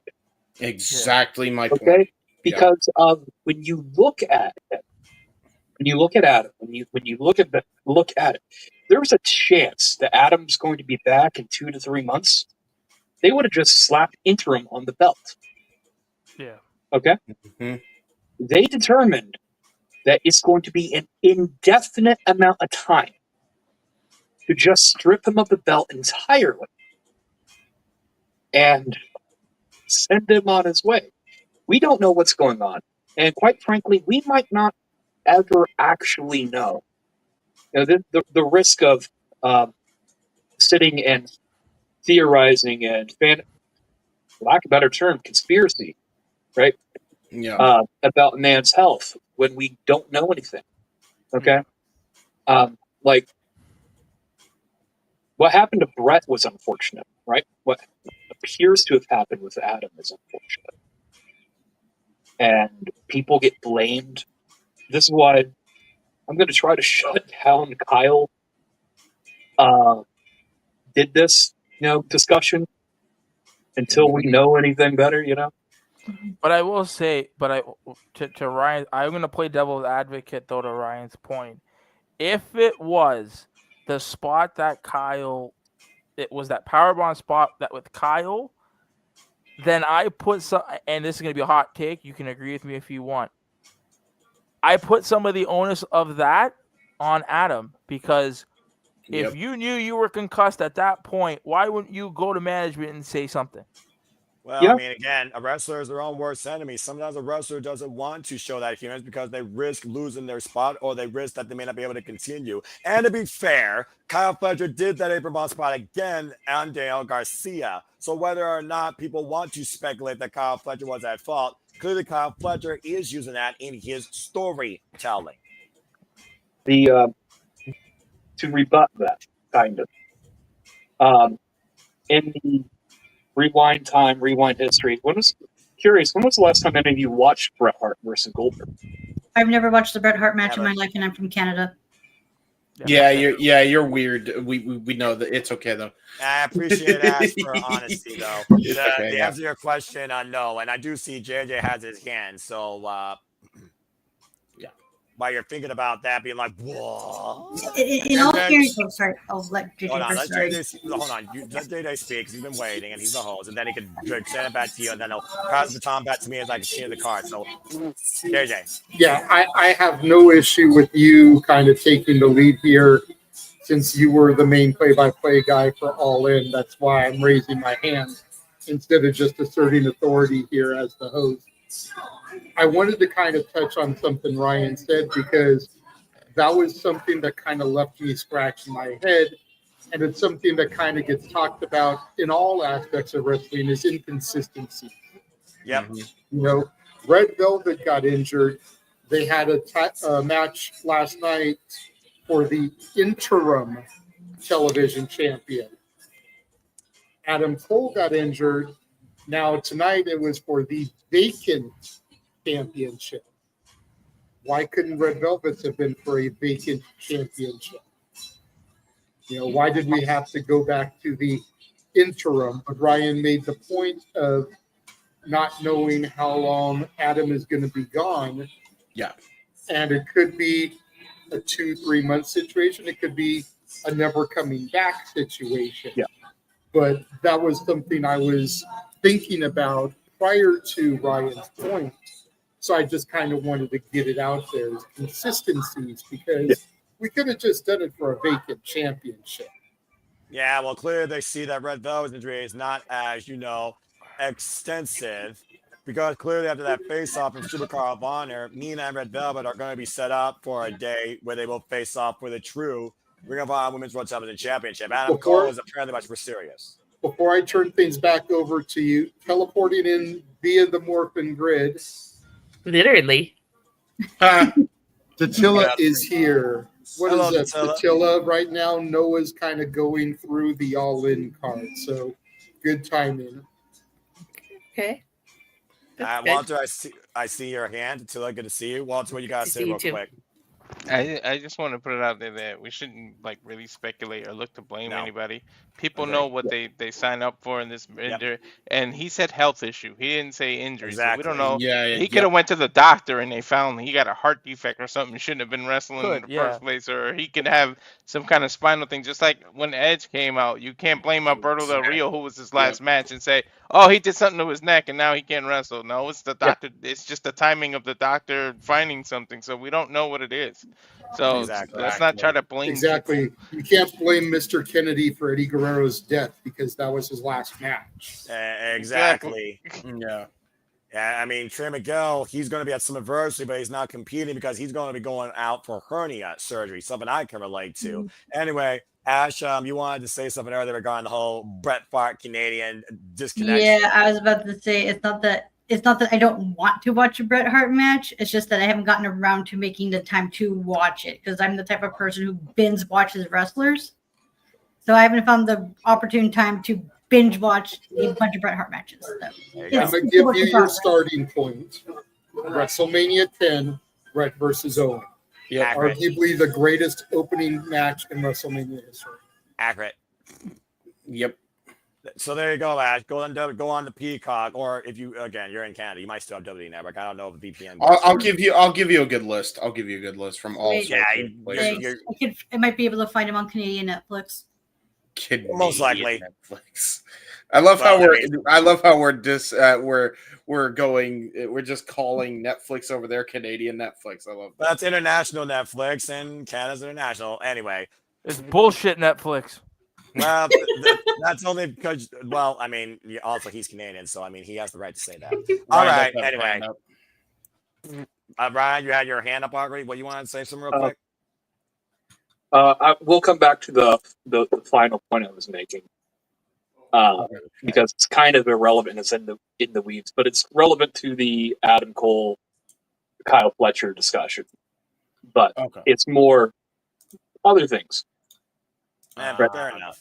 Okay. Yeah. All right. Yeah, because again, no one's just mentoring, no one's a doctor. Anyway, back to the regularly scheduled programming. AEW, and again, good pace. They gave breathing with video packages at times, talking about DraftKings, talking about their partners. So again, they're learning. And then talk about the stars coming out. They hurt people. The Hurt Syndicate coming out. I swear, this is the most complete, best dressed overall faction in professional wrestling with every tool to own this business, quite literally, as literally MVP could still freaking mixtape. Who knew? West Side Gun, the singers of the Hurt Syndicate theme, came out and gave a live rap performance to the Hurt Syndicate all the way down the ring, and MVP even took the mic singing the theme as we got into our triple threat for the AEW Tag Team Championships with Jet Speed and the Patriarchy. It was wild. It was high flying. And again, Shelton Benjamin, I swear this is the best he's ever looked in my life, given as a suplex clinic. It was anybody's game at times. Christian Cage looked for the ultimate opportunity. And at the end, FTR was also special guests on commentary. And that kind of play in the finish, carrying on what they were talking about earlier on the 0 hour, but also when the Patriarch and FTR teamed together on Collision. And the Hurt Syndicate, by the way, didn't look like they had anything less than 100% at all. They ran roughshod, even with MVP scouting and also MJF interference. Mama Wayne even got involved at one point, and Kip Sabian. But due to a miscommunication into FTR, it was literally Christian Cage that got speared out of his boots by Bobby Lashley, and the Hurt Syndicate retained. But that was not the only story here, because afterwards, Nick Wayne, you may want to watch that out for your kid, turned his back on his father and took him down with a kill switch and looked to give him a final death note with a concerto before Adam Copeland returned. And FTR goes there past him and the hell out of that stadium as he saved Christian Cage from that with Spike and gave Christian Cage this simple sentence: go find yourself.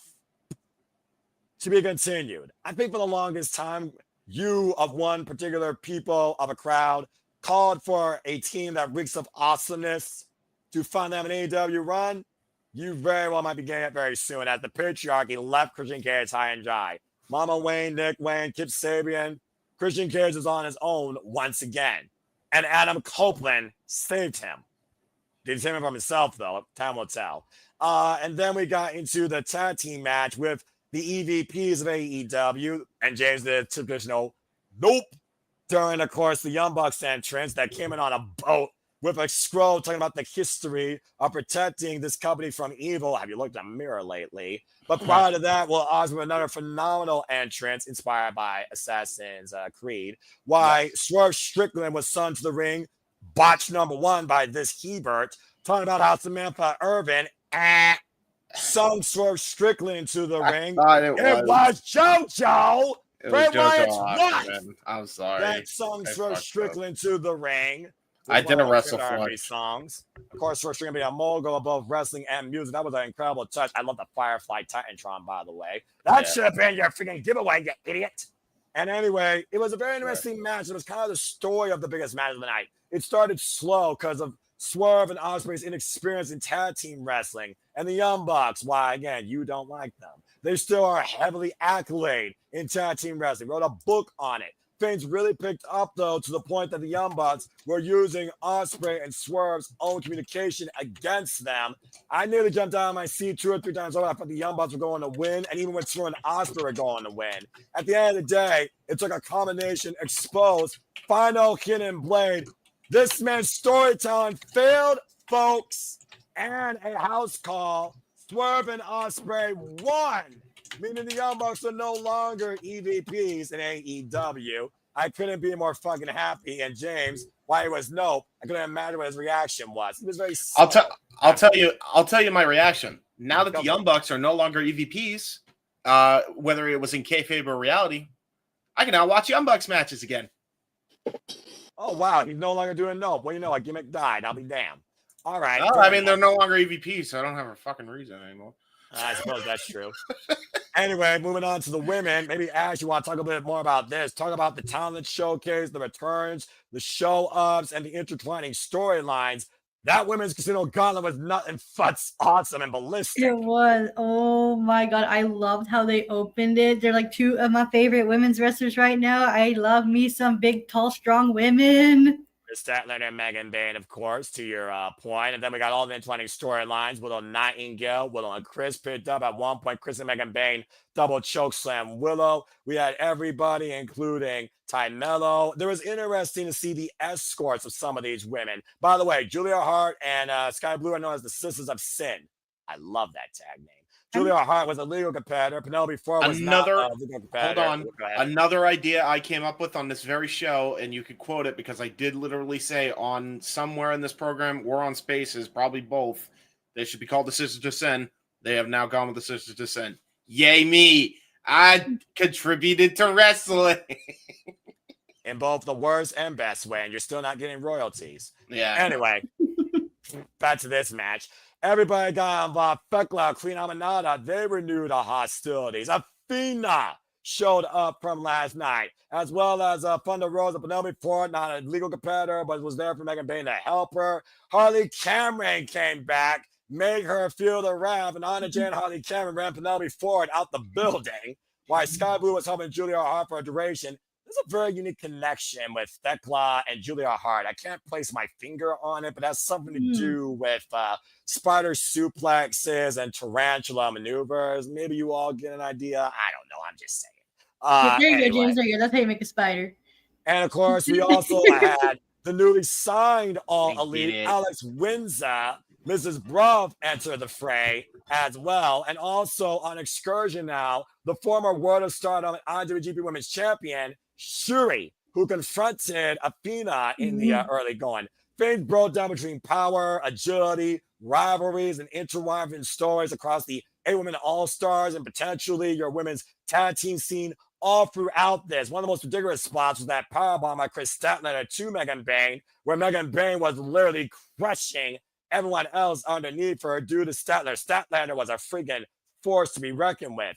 In the end, Mina Shirakawa, yay, Mina, of course, working over, I forget who it was. I think it was Thunder Rosa, of course. It was Thunder, yeah. Exaggerated back. She was looking for that glamorous figure 4, and Athena off screen hit the office, and Athena won the Women's Casino Gauntlet. Meaning now not only is she truly AEW, she has a guaranteed AEW Women's World Championship match anytime she wants. But honestly, I think I love the Women's Casino Gauntlet more than the men, showing the potential and the incredible talent that is the depth of the AEW women's division. It was fucking incredible. Yes, Nick, I see your hand real quick. Let me unmute myself. Please do. James, what are you doing? He's very happy about I'm Athena. dancing because Athena won. Don't mind Yes. That's Yes. fair enough. Athena won. Y'all were calling me crazy. I knew that this bitch was going to pull it out. Something about it just screamed that Something. she was pulling it. Something. There There you it go. is. Sorry. He couldn't escape it last night either. I just want you guys to know that. You literally Wow. can never. That gauntlet was fun. That gauntlet was fun. I kind of wish we saw some other surprises. A certain dentist, maybe. A certain American Gladiator, maybe.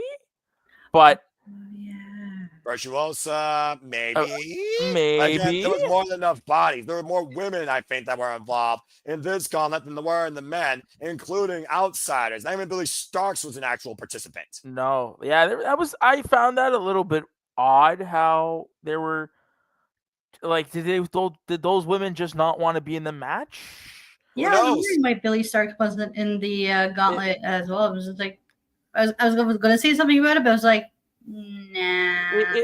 It looked a little bit weird because it's like you're having these girls stand at. So you're telling me Anna Jay doesn't want a guaranteed shot at the World Championship? I don't know. That didn't really jive with me. One thing I will say, I'm happy for Athena, but once Athena won, you kind of knew what was setting up for the rest of the night. And I want to touch just for a quick second. Want to just touch back on the tag team match.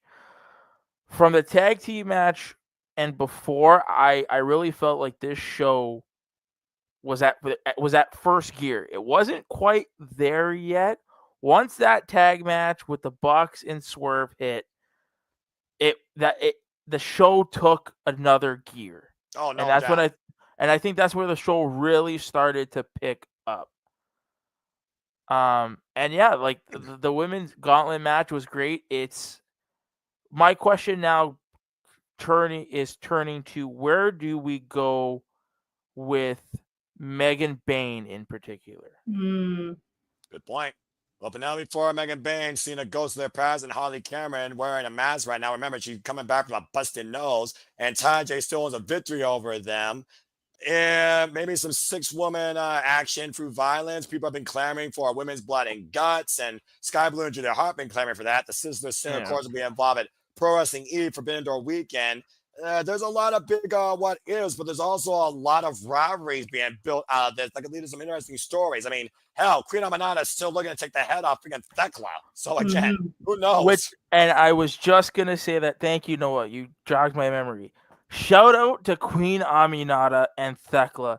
They beat the shit out of each other. I loved it. Wow, I loved it. Those two are wild. If you told me that on Dynamite on Wednesday, you're getting Queen Aminata versus Thekla in a no holds barred match or a best 2 out of 3 falls match, I'm in. And as much as I hate to say it, because you don't want to wish injury on anybody, Queen Aminata is very fortunate that Jamie Hayter got injured when she did. Because that was Jamie's spot. That's Jamie. That was Jamie's feud. So the fact that Jamie got hurt and they shoved Queen Aminata in there, that's big. Yeah, I mean, you know, when an opportunity presents itself, why not capitalize on it? To tell you haven't speak that also, I'll let you speak, and then I saw Ryan and then for a moment. So we'll pause the rest of the show before I talk about the triple main event, and justifiably so on this show. Go ahead, Attila. What you got to say? First of all, just to elaborate on Nick's point, sometimes an unfortunate injury is a blessing in disguise for another wrestler. Absolutely. You know? And I have to say, I did like the Casino Women's Battle Royal. I did like it. Yeah. You know, although I'm not gonna lie, I kind of did miss the old format. You know, when they went by the actual casino. Oh, the deck of cards, five at a time. Deck of cards. Yeah. But how many did they use? All 21 women in this match, or is it? I lost freaking counts. I was just going along with it. Because again, random intervals. The beauty of these gauntlet matches, you don't know who's coming out, and that's because you don't know pretty much the participants. You also don't know when they're coming out because they come out random intervals. The only thing you knew was 1 and 2, and of course the first pinfall submission. That was the winner of it too, and it didn't happen till way down the line. For all we knew, there was another woman waiting in the wings. But if you notice though, there's the big difference between the women's gauntlet and the men's gauntlet is in the men's gauntlet, every person that because if you saw in the lower corner when they were promoting the show, for the men's gauntlet, they had more than just MJF, Mystico, and Mark Briscoe. They had the other guys, and all of those guys came in. But for the women's gauntlet, it was the only two that were advertised was Megan Bayne and Chris Statlander. Well, they wanted to probably pick up where they left off at Bandito and Brody King versus Josh Alexander and Kenozo Takeshita, who are a force to be reckoned with. We saw that tag team. Ricochet did announce that he wanted to call his shot to be in the gauntlet. And again, you didn't know which number anyone was going to come out either. But to your point, 6 of the people we saw in the men's casino gauntlet beyond 1, 2, and Mystico, they were indeed showcased on that graphic, and they got their chance. Not everybody, but at least those people. So I do get what you're saying. I love the fact they didn't do that for the women. I kind of found odd they did it for those men, because at the end of the day, I like that suspension of disbelief that these gauntlet matches always give. And the women, again, definitely did it. And then we go... Yeah, go ahead. I just wanted to make, because I know that Ryan had his hand up, so I just wanted to make a point after Ryan spoke. So, yeah. Ryan, what do you want to say real quick? As has been said, when a wrestler gets hurt, someone's got to step up. And props to Queen Aminata for stepping up. I say this a lot. Maximize your minutes. Right? Yeah. Queen Aminata maximized her minutes. And I hope that she's able to continue to have this run. And I do hope that eventually when Jamie Hayter is eventually cleared, that she doesn't automatically lose her spot, or it's taken from Queen Aminata at that point, since it really wasn't her spot at the time. But now it is. So, find balance, right? Yeah. And they've done that quite a bit with the AEW women's division, particularly when you looked at the depth showcase of that casino gauntlet and the stories they might be teasing or already continuing. It wouldn't have surprised me if we get Thekla and Julia Hart versus Queen Aminata and insert name here. I'm all in for it. All right. Nick, you got something to say real quick? Yeah, I just kind of wanted to touch back on the men's gauntlet. Okay, we're gonna do a little comparison. This is interesting. Yeah, no. We have to. I want to give a shout out to that gauntlet, because that gauntlet set the stage.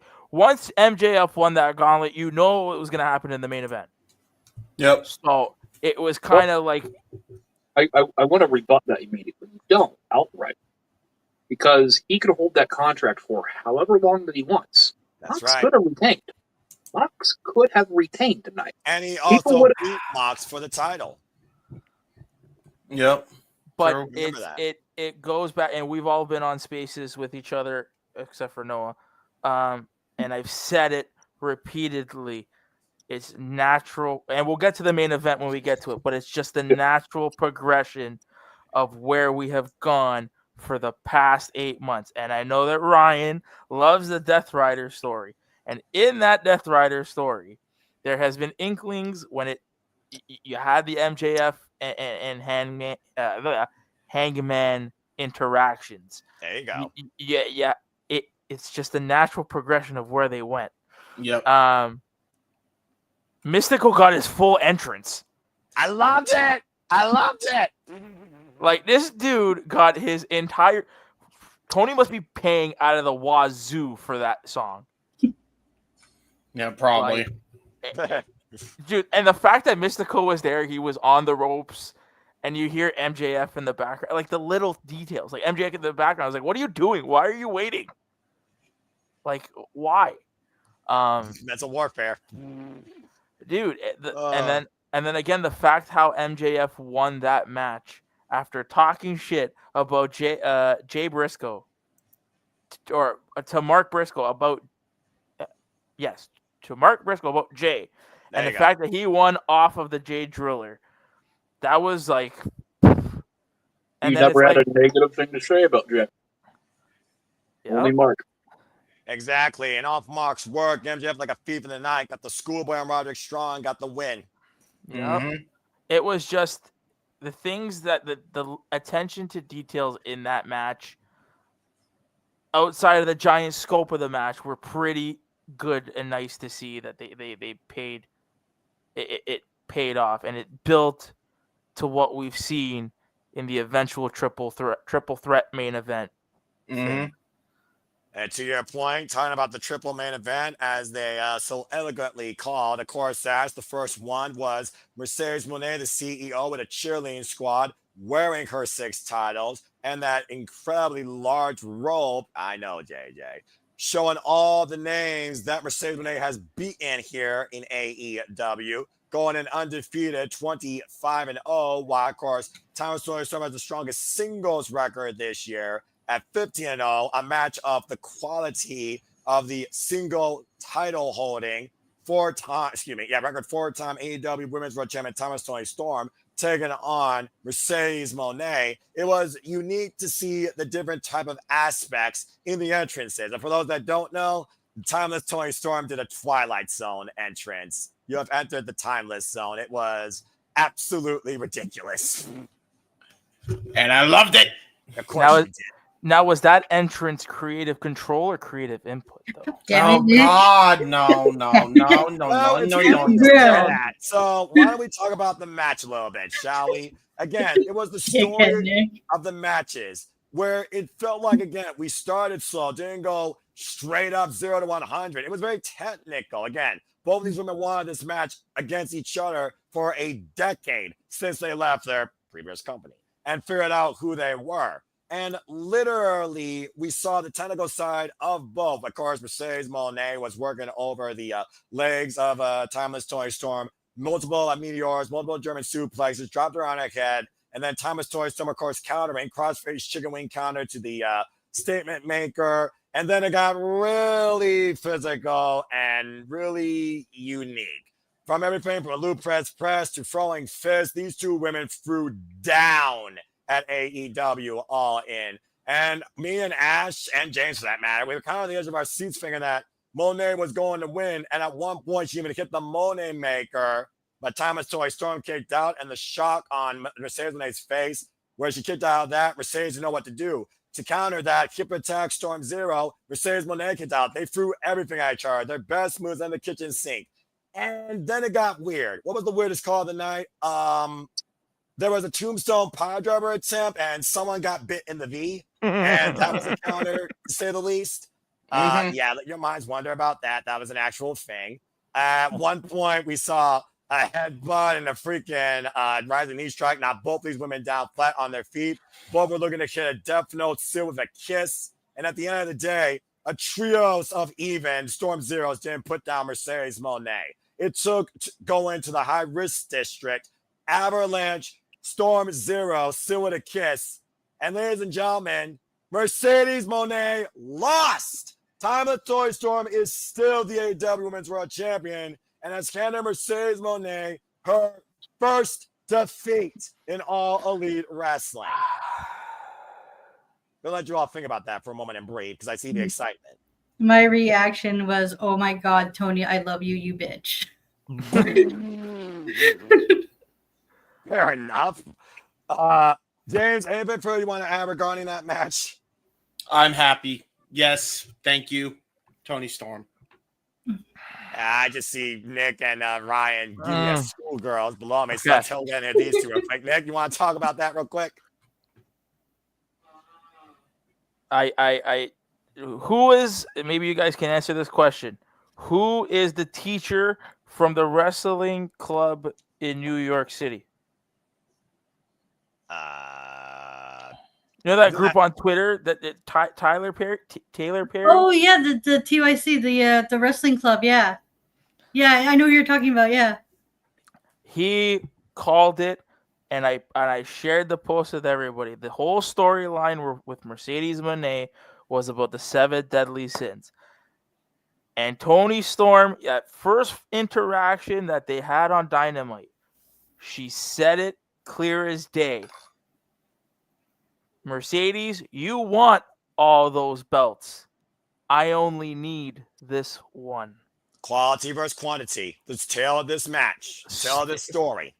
And I would love to hear those AEW don't tell stories people now.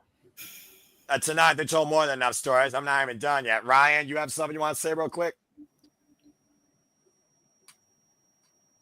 I just love the fact that as Cook, Ryan, cook, buddy. I just love the fact. Job.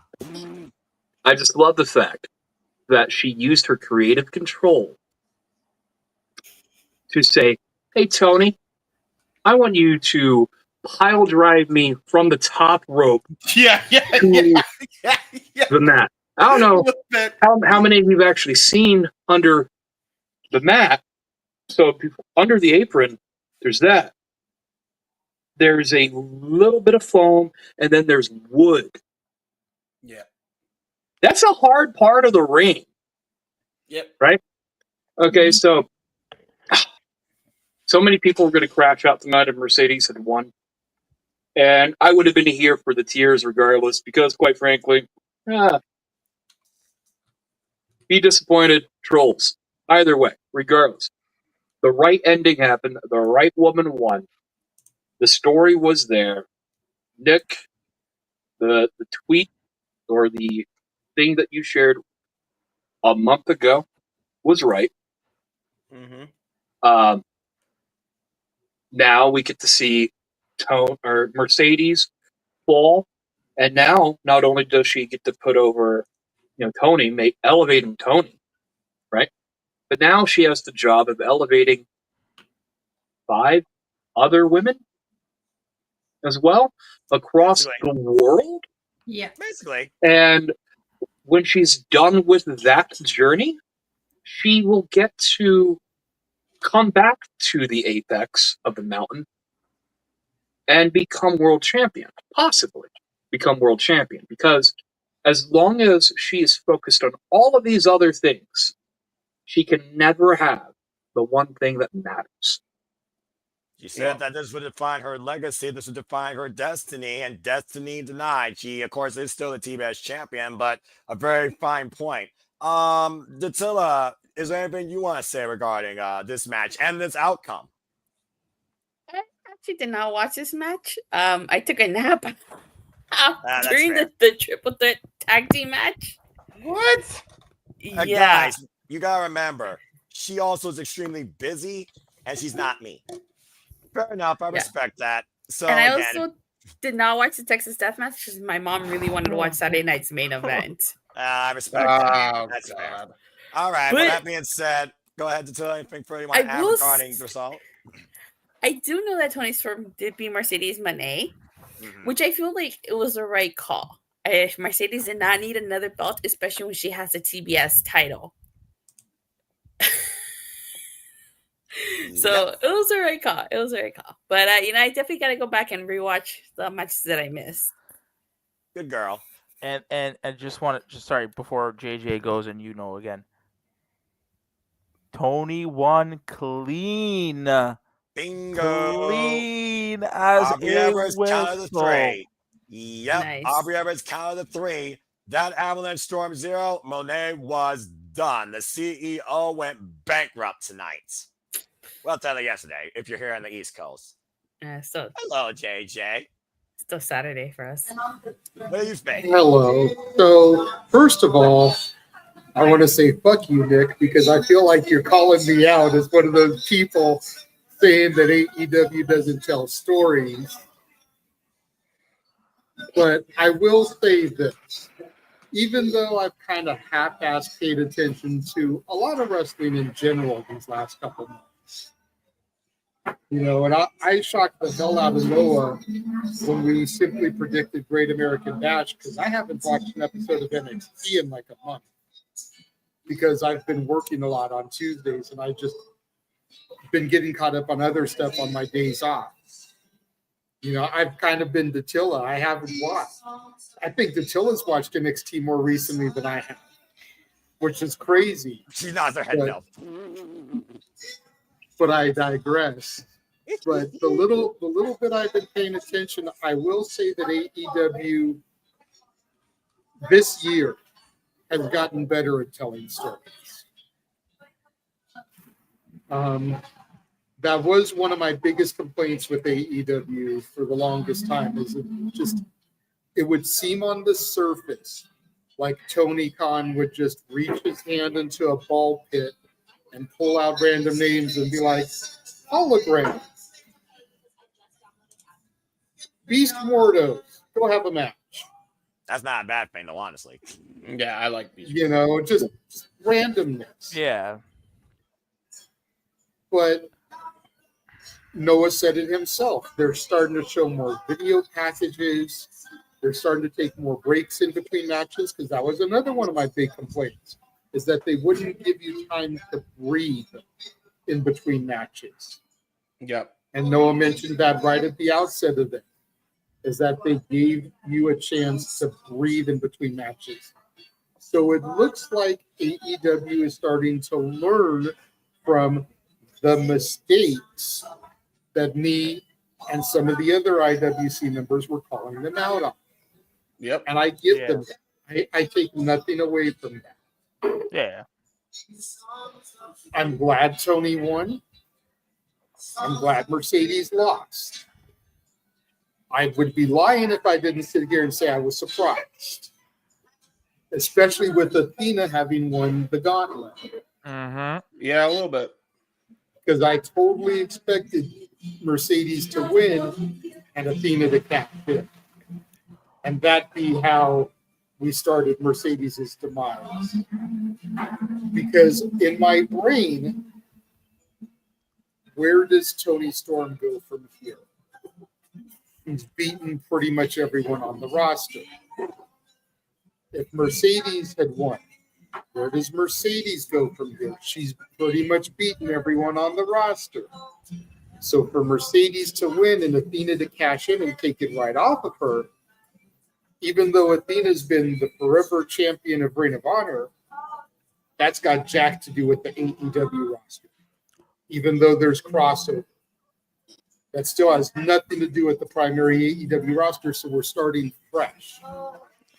So I'm curious where we go with Tony and who her next challenger becomes, because she's pretty much beaten everything. So, but I'm happy. So I just want to point out two things. One, I like I mentioned before, Athena is officially a part of the AEW roster. Apparently that was announced tonight. Not announced, but it was said during the post-show media scrum. So we're going to get Athena, I think, more now than before. Thank God. Yep. Second, in regarding to the title matches, apparently Tony said he will be discussing. Somebody asked him the question of, will these contracts that the men and women of the Casino Gauntlet won, are they cash-in opportunities or what? He never said they were or weren't, but that he will be talking to the winners to decide that. So we will get an announcement on that relatively soon. The way Christian did was a cash-in opportunity. Yeah, I do remember. Yeah, I don't need that again. I don't think these contracts should be that, personally. I think they did establish that they could be however they want it to be because it's their opportunity, correct? That was stated in the beginning. I don't remember. All Tony said at the post-show scrum was he'll be talking to the winners to determine how the cash-in, if it will be a cash-in a la Christian or a call your shot like Darby Allin. Fair the enough. natural either babyface way or the heel way, I guess you can say. Well, either way, they still have control over the opportunity. At the end of the day, that's the most important thing to win. And that's what both Athena and MJF did. Ryan, you got your hand up real quick before we talk about the other of the two. Completely backtracking a little bit. This has been kind of updated through the night. Will Ospreay and Swerve Strickland are EVPs of the company officially. What? Not officially as in taped, as in a shoot, but on the roster page, they have EVP titles. Oh, wow. So that's something storyline EVPs. Okay, Well- that's pretty cool. Well, remember they did say that this wasn't for the EVP status, so I wonder what changed, right? Because that was you need somebody to help Tony Khan manage the roster. maybe because that was the stip. The stip was you drop the EVP titles, and Swerve said it's not like we want them. So the fact that they're changed on the roster page lends me to believe something might happen on Wednesday. They just came up with They just basically came up with a new story for them. What are you going to do next? That's No questions kidding. often asked. What's next? Yeah. Well, here's power. Figure it out. Well, I think it's safe to say that Swerve and Ospreay will use power in a brighter way. If you looked at Ospreay's work in Pro Wrestling Eve in the UK British scene, and you talked about Swerve Strickland, who's helped wrestlers, including helping those wrestlers out of those Lucha Underground contracts. So this could be very interesting. Yes, JJ, I see your hand. I just wanted to address Emmanuel's comments here real quick, even though they're not super chats, because he's saying Athena's going to go the babyface route and call her shot while MJF cashes in. This is a horrible idea. Whatever the outcome is, it needs to be consistency. Agree. Yeah. Otherwise, people are going to have an issue with it. Yeah, and Tony Khan's not going to do that with these. I don't think he's going to do Yeah, that. like, for what it's worth, AEW is making steps in the right direction. Doing this is inconsistent, and that's just going to turn a negative spotlight on. To be fair, Emmanuel is always inconsistent. Anyway, moving on. And one, When I'm telling lies. You got something else to say, Nick?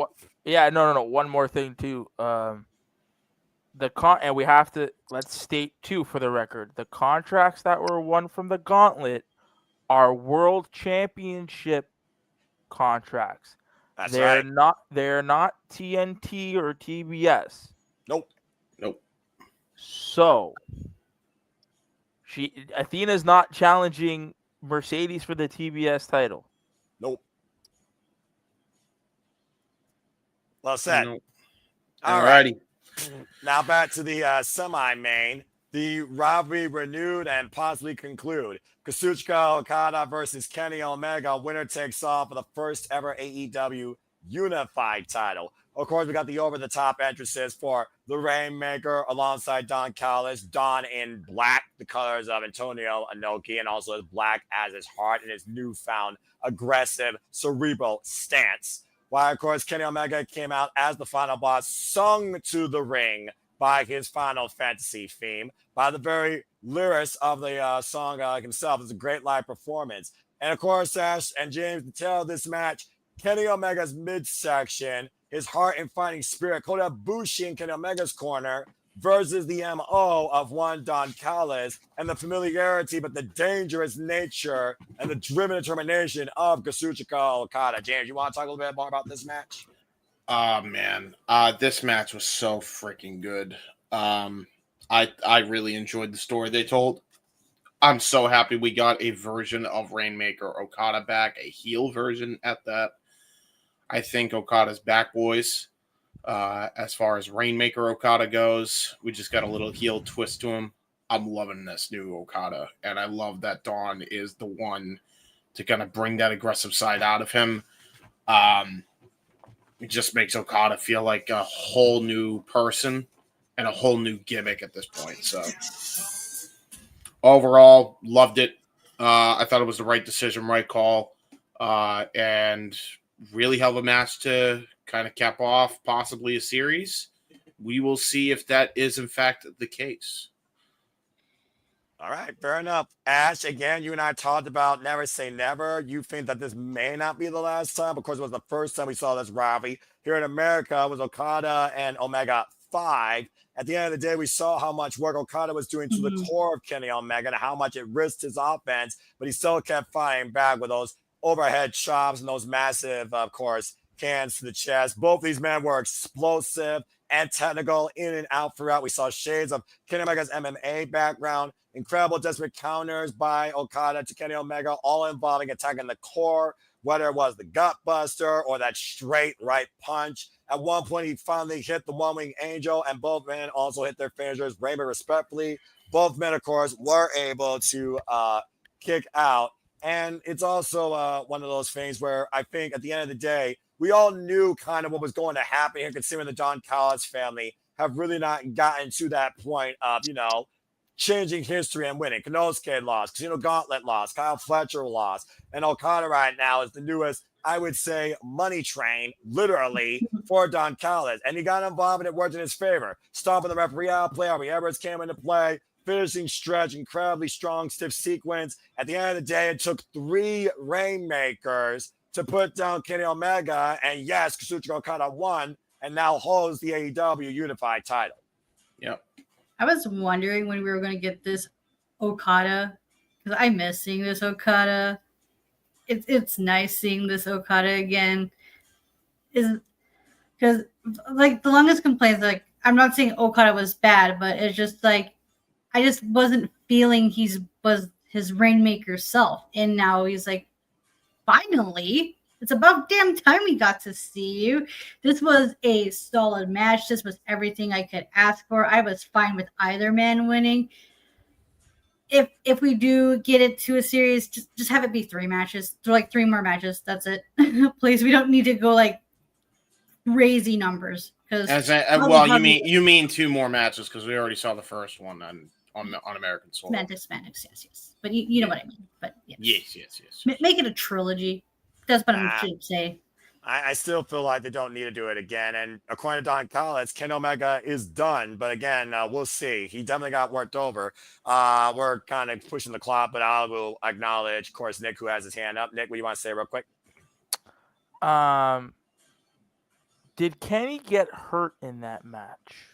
Jury is out. His core got heavily assaulted by Kazuchika Okada. That's all I'm going to tell you. Because Kenny ran out of that ring pretty quick, and the finish seemed a little bit off. To me, at least. This sets up, listen, it goes back to what I said earlier, how Death Before Dishonor led into this event. If you're setting up Konosuke Takeshita versus Kazuchika Okada, that's a pretty good match. I'd be down for that. And the fact that he is now holding the unified title, and remember what Takeshita said a couple weeks back when he saw Okada for the first time, he said, "This is only temporary." And Okada's like, "Yeah, okay, no problem." Yeah, I think Don Callis will have something different to say, regardless. There'll be something there if they run back another match. I think me and Ash are eating good because they'll probably do it back at All Out. Hopefully. I mean, to join, I couldn't get tickets. I can see them running it back at, because I mean, all the interference and stuff. I can see them running it back. Right. I'm not going to be watching live, but I'm going to be definitely watching the show. You can quote me on that. We are going to be eating good. We are going to be eating good. It's going to be a good match. So apparently, again, according to the post media scrum, the unified title will be defended in the Continental Classic. Not surprised. Yeah. This title also has Continental rules. Oh. Going forward. So realistically, if this was under Continental rules, Don Callis would have been fired. Exactly. So going forward, this title is now being defended under Continental rules. Right, no outside interference, no seconds at ringside. All right, well, we only got one match left, but I see JJ's hand up real quick, and then Attila will go to you. We have somebody joining us, but it's just an avatar. I believe I know who it is. It's Jeff Meacham, everyone. Hello Hi, there. Jeff. What's going on? I am where I say I am, and you can bet wherever I say I am. Anyway, yeah, I literally just bumped out, so I am in the process of getting back into proper clothes to be on the air. So, hello everybody, how are you? Extremely Doing well. exhausted. Noah's running through the all-in card, about to get to the main event. Oh, perfect. That's what I want to talk about on that show. Oh, well, perfect. That being said, before Attila, did you have something to say? I saw your hand real quick, or you good? No, yeah, I wanted to say something. I actually watched this match. I thought this was a really good match. It's actually the first time I see Okada versus Omega because I didn't watch New Japan Pro Wrestling. But it was Okay. I like but that. As I was watching this match, it was like I could totally hear Noah marking out for this match. What do you mean by that? I mean it in a good way. Call me out, my passion. All right, fair enough. I meant that in a good way, but yeah, I know, this was a really great match. Honestly, I'm glad I woke up from my nap in time to see this match. Fair enough. All right. Well, that being said, let's go ahead and get right into it, guys. The main event of the main events, the closing match.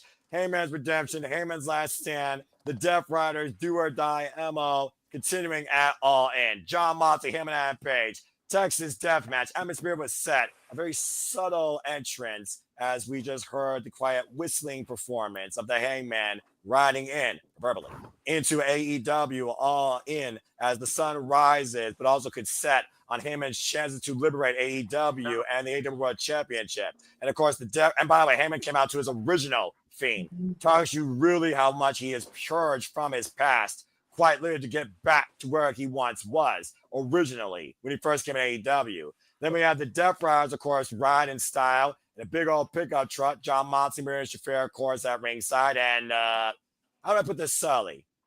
All shit broke fucking loose. It started with literally him and Adam Page gorging John Moxley's head with a fork. We had broken glass, Tombstone Power Drivers, God Style Power Drivers. We had Swerve. We had Ospreay. We had Young Bucks. We had Death Riders. Maria Shafir is still the toughest bitch, in my opinion, AEW. Took a Death Ride driver from the Hammond off the apron fruit table. Wasn't on factor for most of this match. Countless times, John Moxley felt he had the match wrong and him had dead to rights. Also, Ospreay was taken out with a stomp with a chair on his throat, courtesy of Claudio Castagnoli, was a non-factor. At one point, literally, John Moxley but Marina Shafir to bring out the title one last time, the briefcase, and Prince Nana handcuffed her to the barricade, so she couldn't even get involved or bring the briefcase inside. And then things even got more nut and butts from there when John Moxley was taken down with a buckshot lariat, and still the walking boogeyman of AEW got back up. Him and Adam Page survived not only God-style power driver and Tombstone power driver through broken glass on top of his head, but also a rear naked choke and a suplex spot off the apron through two barbed wire tables to the floor. And then it got even more nut and futz when John Moxley brought out a bed of nails and literally threw him and Adam Page face first with a Death Rider and a curb stomp in those bed of nails. Heyman still survived. And finally, at the very end, talking about with no regrets, no apologies, but for Heyman, no holds of his past. Swerve came out with the chain that bound together by circumstance, not only neutralized the Young Bucks that tried to cost Heyman again, but literally gave Heyman the weapon he needed to take down John Moxley. Buckshot leading into the nail bed and a hanging choke with the steel chain. Heyman Adam Page won with also help from Ghost of Moxley's past, Bryan Danielson and Darby Allin descending from the rafters, and Heyman Adam Page liberated the AEW World Championship from that briefcase. Redemption found, and the Death Riders failed. It was their last ride, and Heyman rides high as we went off the air in an emotional embrace by the Heyman, overcome by this 2-year journey to get to this point where, to JJ's point, doing things right, AEW very well may have restored the feeling. And that pretty much culminates what was, again, my preview of the year, and Heyman and Adam Page freeing the AEW World Championship. What an incredible way to end the night. And goddamn, that was a bloody gorge fest. Now, I know everybody's probably got something to say regarding that, as I see hands galore, but there was one man that just came in that I know wants to talk about it, and there's also another person that needs to leave here shortly. So, in Jeff fashion, instead of wants to go first, I'm going to let Tatilla go first because I saw her message, then go to Jeff, and then continue with the panel that I know is going to stay. Tatilla, what you got to say? So first of all, even though I didn't see this match, I'm really happy Hangman Adam Page won because I was so over this Death Rider storyline. I was like, if Moxley wins, retains, then the next logical choice is Darby Allin. But so happy Hangman won this match. I'm really happy. Like like you said, he's been on this journey for like 2 years, and you know what? Like, I'm curious to see where they go now with Hangman Adam Page. You know, I like Hangman. I know in spite of everything that's happened. Right. So I still like Hangman. So I'm really happy he won. And I definitely got to go back and see this match because the way you describe it, it's like, oh my God, this match sounds insane. Fucking nuts, politely. It was pure violent chaos. I loved it. I like violence. All right. Well, thank you for that, Tatilla. Jeff, welcome to the panel. Welcome to the all-in discussion. So, what are your thoughts? Good night. All right, Attila. Good night, Attila. I saw you got powered down. Follow our folks when it's wrestling time. I'll see you next week for Slammiversary. Let me know your schedule. We still got to officially book that. Yeah, definitely. Okay, bye, guys. Right. Bye, everybody. Bye-bye. Bye-bye. Power down. Okay. All right, Jeff, what you got to say regarding this main event? Then I'm going to pass it off to JJ, and then I'm going to give it to Nick, James, and a man that has followed the Death Rider storyline as long as I, that might have some unique things to say regarding Jon Moxley and what he did with his run for the 4th time with the AEW World Championship. Jeff, go ahead. So I wanted to be on camera when I said this because I know I have not exactly been kind to the Hangman ever since the exit of CM Punk out of AEW. So I wanted to make sure that I was in a clear, distinct viewing as I said this. From what I read, again, I've not seen any wrestling yesterday or today, and I probably won't see it tomorrow either. So Monday will be catch-up day, to say the very least. But today seemed to be a day of stories coming to resolution. We talked about Dustin Rhodes, winning the TNT title. I'm so happy for Dustin. I'm so bummed for Adam. God damn, I'm so upset for him right now. I can't even fucking tell you. The only one. God almighty. But with Page and Mox, again, I've been outspoken against Hangman Page and what his actions led to, but I will say this. This was as much a redemption story about redeeming the AEW World title and redeeming Hangman Page, the character, as it was redeeming Adam Page, the person, the man behind the character. And I, for one, want to say in a clear and distinct voice with viewership watching me, congratulations, Hangman. Unbe-fucking-leavable. You and Jon Moxley are the two craziest bastards on this roster. And I am definitely tuning in Wednesday night if I can from here. I'll be here Wednesday night. But once I'm off the clock again, I will watch Dynamite. I am that intrigued by what I have heard and what I have seen offline. And the biggest thing I'm tuning in for is to see Hangman Page get his redemption story. Congratulations, Adam. Congrats to Mox. Tony, please give Jon Moxley some time off. Holy fucking Christ. Please. Tony carried Renee off, so Renee can have whatever time off she needs. To be honest, especially after what the fuck he did, and you don't even know what the fuck he did, Jeff. No, I do. Because I was following along on the Twitch as best I could. Yeah. So, but like I said, I will be watching come Monday. I'll be watching everything because Monday is my day of errands and also my day of catching up on the televisions. But yeah, congrats to Paige. I'm gonna bounce out here for a second so I can finish completing my journey and back into civilian clothes, but I will be back momentarily. All right. Thank you for your take, Jeff. Appreciate you. JJ, again, like I said, talking about trying to write a story for AEW that I thought was very linear. Boy, did they flip the script on you tonight all in. So let's go ahead and get your thoughts on Heyman's road to redemption accomplished and a promise fulfilled. What did you think of the all-in main event, just for my take? Much like Jeff, and I talked to you a little bit about this during the 0 hour while we were waiting for your cohorts to join.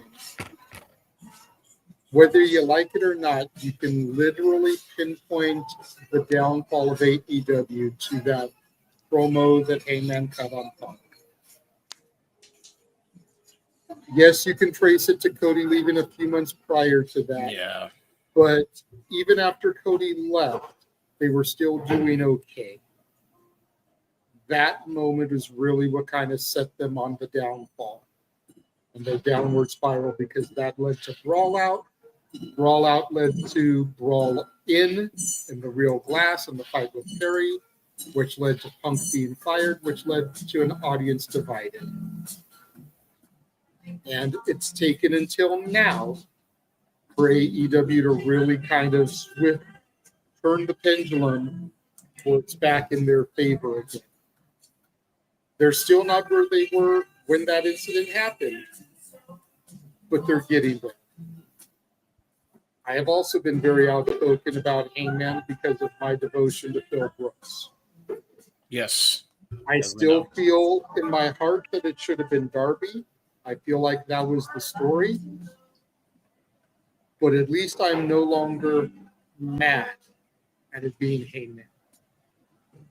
Like I told you when we were doing the 0 hour, I have cared more about the Hangman these last couple of months than I have these last couple of years. Yep. And it's very much a welcome change. So, like Jeff, I'm kind of curious to see where things go from here, especially with MJF as the champion now. Well, but MJF is the briefcase MJF is the holder now. briefcase holder. You know what I mean? Yeah. Give me a chance to correct myself. Please and thank you. But yeah, like in my mind, I could have seen Darby winning the title at WrestleBreak, and because Darby doesn't really want to be champion, MJF cashing in his opportunity and taking the belt immediately off of Darby. Darby had his moment, and then because he didn't really want it, MJF could have taken it. But I'm happy for the Hangman. I want to see where things go from here. All right. Well said. And I would like to usurp your authority just a smidge because I really want to go to Ryan because I know he has been one of the biggest supporters of the Death Rider storyline. Same as so me. I'd love to hear what he has to say about all this. Well, Ryan, and before you say anything, I'm just going to say this. I think personally John Moxley has raised back the importance of the AEW World Championship. Took a long time to get back there. But outside John Moxley, I would say no one's been more AEW driven on this journey than him and Adam Page. So I think this was a very great conclusion if this is truly it for now. And let's be honest, John Moxley needs a fucking vacation. He's an overworked man. He and Renee Paquette, for Pete's sake, were trying to go on vacation one time and it didn't happen. The floor is yours, Ryan. Please speak. So, I am the foremost expert on the Death Rider storyline. Pay attention to every little detail. But to precurse this, I want to say Hangman versus Swerve began in Indianapolis 2 years ago, 3 years ago. Correct. However long it's been since Punk's been fired. Basically. It's been a while. But I was there when that feud started. I watched Hangman's Descent into Madness live in person. I saw the beginning of it. Swerve saying, "You don't want this, basically, and I want it. You're the chosen one, and I want to be there," right? And this is part of their feud. But fast forward to the Death Riders. Death Riders began. This isn't your company anymore. We don't necessarily know if he was talking about the Young Bucks or anyone else. There are some story threads that still have no resolution. But the overarching story has been about passing AEW on, passing the legacy of the World Championship on to someone who deserves it. Okay? Someone asked, this might have been Stampede in the collective, you're not ready for this.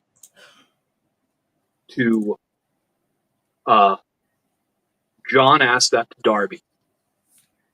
Said that to Darby, you're not ready. Took his spot, beat him for his championship opportunity. Cashed it in successfully with a championship match against Bryan Danielson, retiring him. You know, Hangman has an opportunity along this journey, and he fails.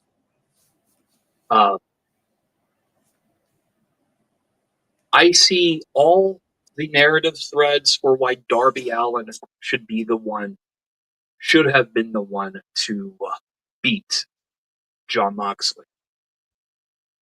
But he's not the only one who had those threads. We've talked ad nauseum, James and I, in many Twitter spaces. Okay? Nick, we've talked ad nauseum in many Twitter spaces. JJ, you probably have heard me talk. I'm sure we've had conversations. Since the end of March, I've been saying that Hangman is the main character of this story. Okay? Darby wanted to go climb a mountain. Darby wanted to go climb that mountain a year ago. But Darby is consistent with what Darby has always said. He doesn't need the World Championship because this isn't about ego for him. Darby does not want or need the World Championship. So, let him go do his thing, his little excursion. This great photo up for AEW. Climb the mountain. Would have been cool if he was the one to climb the mountain that was Jon Moxley. However, our cowboy, our millennial cowboy, our anxious millennial cowboy, Adam Page, is the one to do it. From going through darkness, descending, losing his good person mentality, he's still a day one guy. He was a day zero signing for AEW. He's the one who revealed the name of the company. Yep. He's always been the main character. He's gone on some side quests. Tonight, when I saw him walk out wearing white, I don't know if you watch a lot of Westerns. When you wear black in a Western, you're presumed to be the villain. Yep. The guy wearing the brighter colors, always the hero. Yep. Tonight, I feel vindicated. I feel redeemed. Because I called this in March. The Hangman's going to do this. I was called a madman by many people. Should have been Swerve. Should have been people wanted Cope to win the title. Yeah. Okay? Not a lot of them, but people wanted the Moxley title reign to come to. There's a disconnect from the audience who actually just casually watched the show and the hardcores, the us of the world. Okay? All of this restoring the feeling, the Death Riders is a part of. And for a story that has evidently pushed so many people and turned so many people off, man, it's responsible for restoring the feeling. Yeah, it really did. And tonight, the stress, the support, the weight is off the shoulders. And I am glad that I got to witness Hangman Page redeem himself because he's been on this journey into darkness for such a long period of time.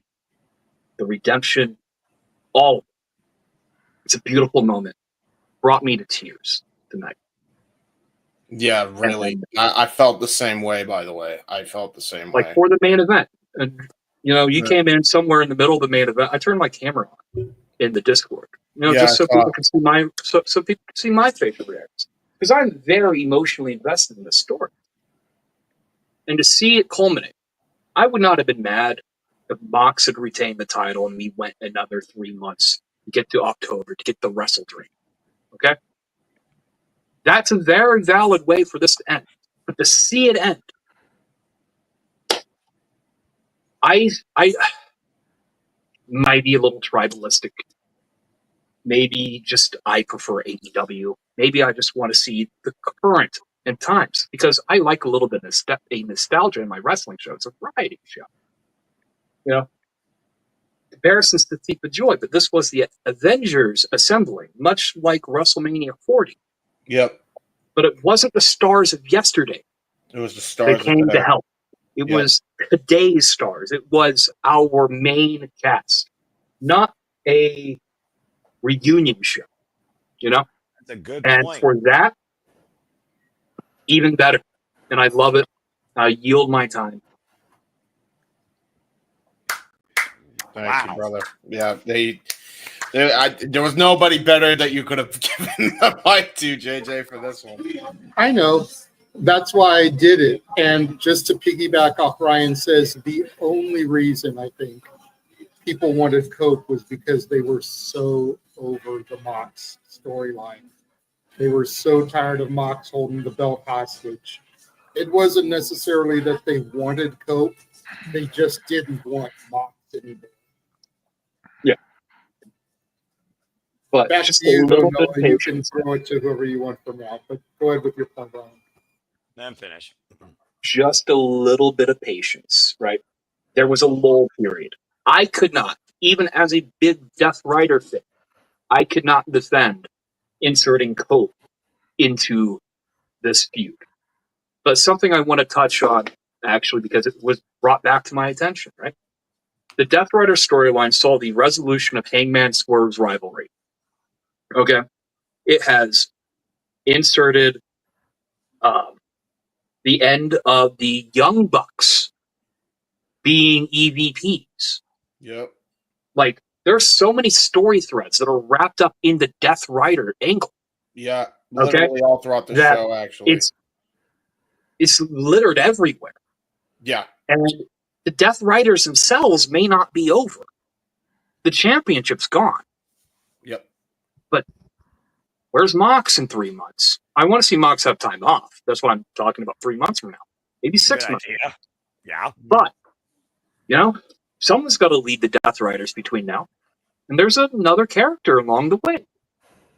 We got our young boy, Wheeler Yuta, who's been beaten religiously by the Blackpool Combat Club and the Death Riders daily. This is canon lore. I can find you the promo. Okay? He can step up. He can step up and be a leader.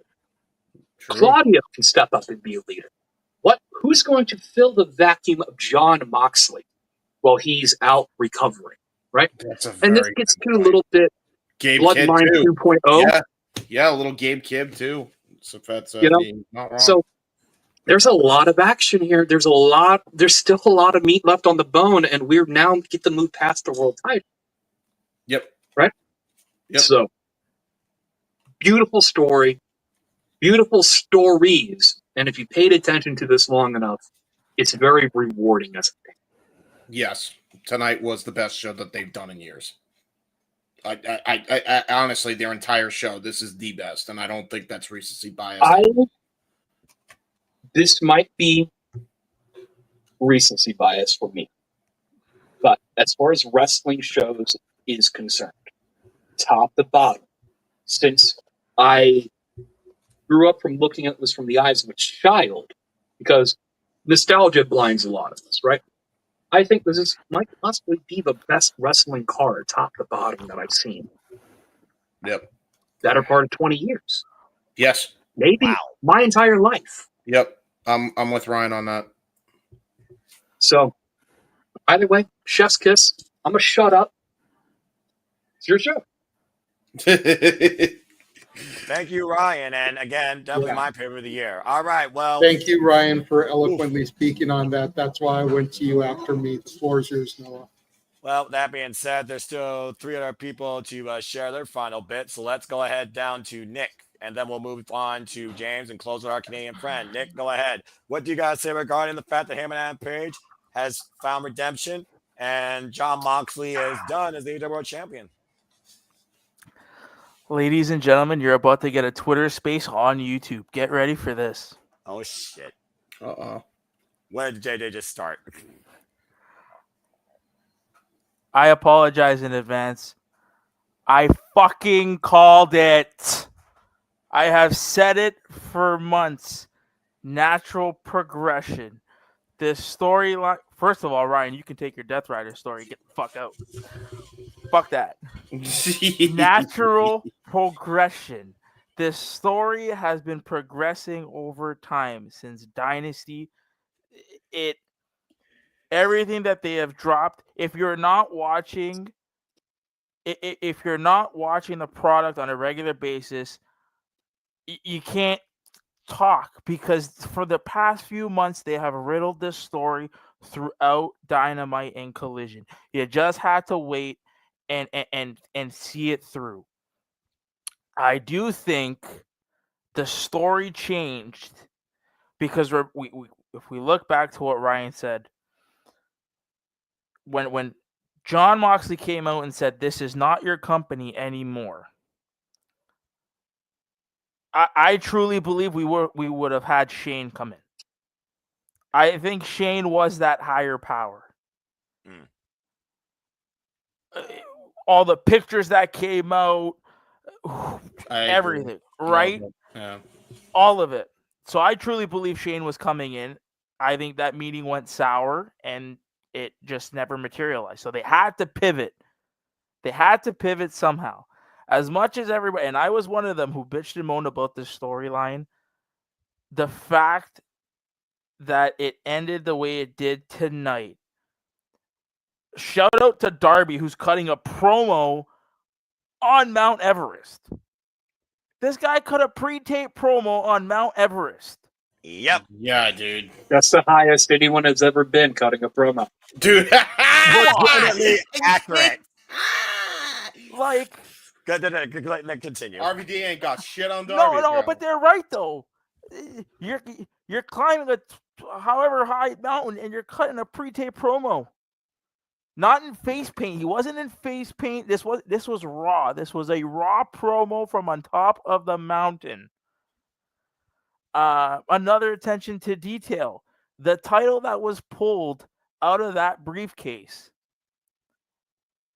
it still had the side plates of the American Dragon, Bryan Danielson. Yep. The detail that they put into this, as much as we all bitched and moaned, it was justified tonight. The fact that we all, I mean, one criticism I can say is those fan footage of Bryan Danielson coming out and doing moves. Like, imagine if we never saw that.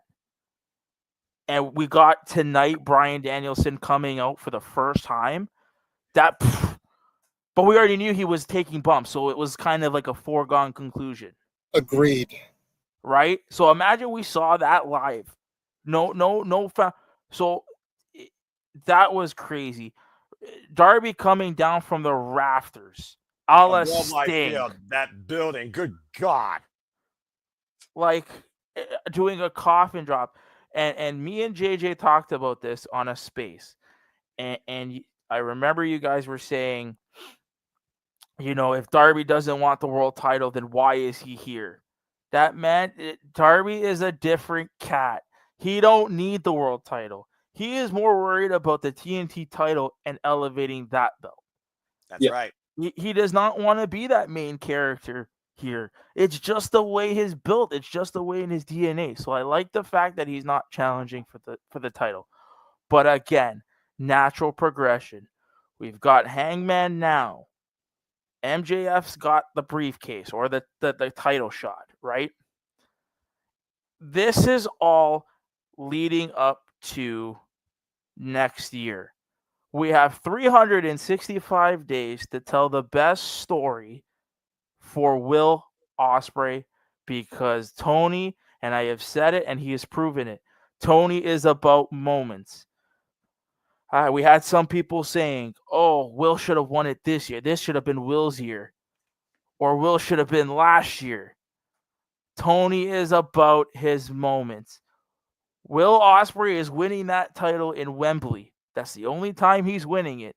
So how do we get from now, all in 2025, to all in 2026 in Wembley? That's going to be a must-see roller coaster. And especially for the fact that Will and Swerve did not lose that match, meaning they can still challenge for the world title. So what makes you think Hangman doesn't come out on Wednesday and turns around and goes, you know what, Swerve, since you helped me, I'm going to do you a solid. Me and you main eventing 02. Or to Will, thank you for helping me. Here's how I'm going to repay you. The stories that have now progressed from this 8-month long story,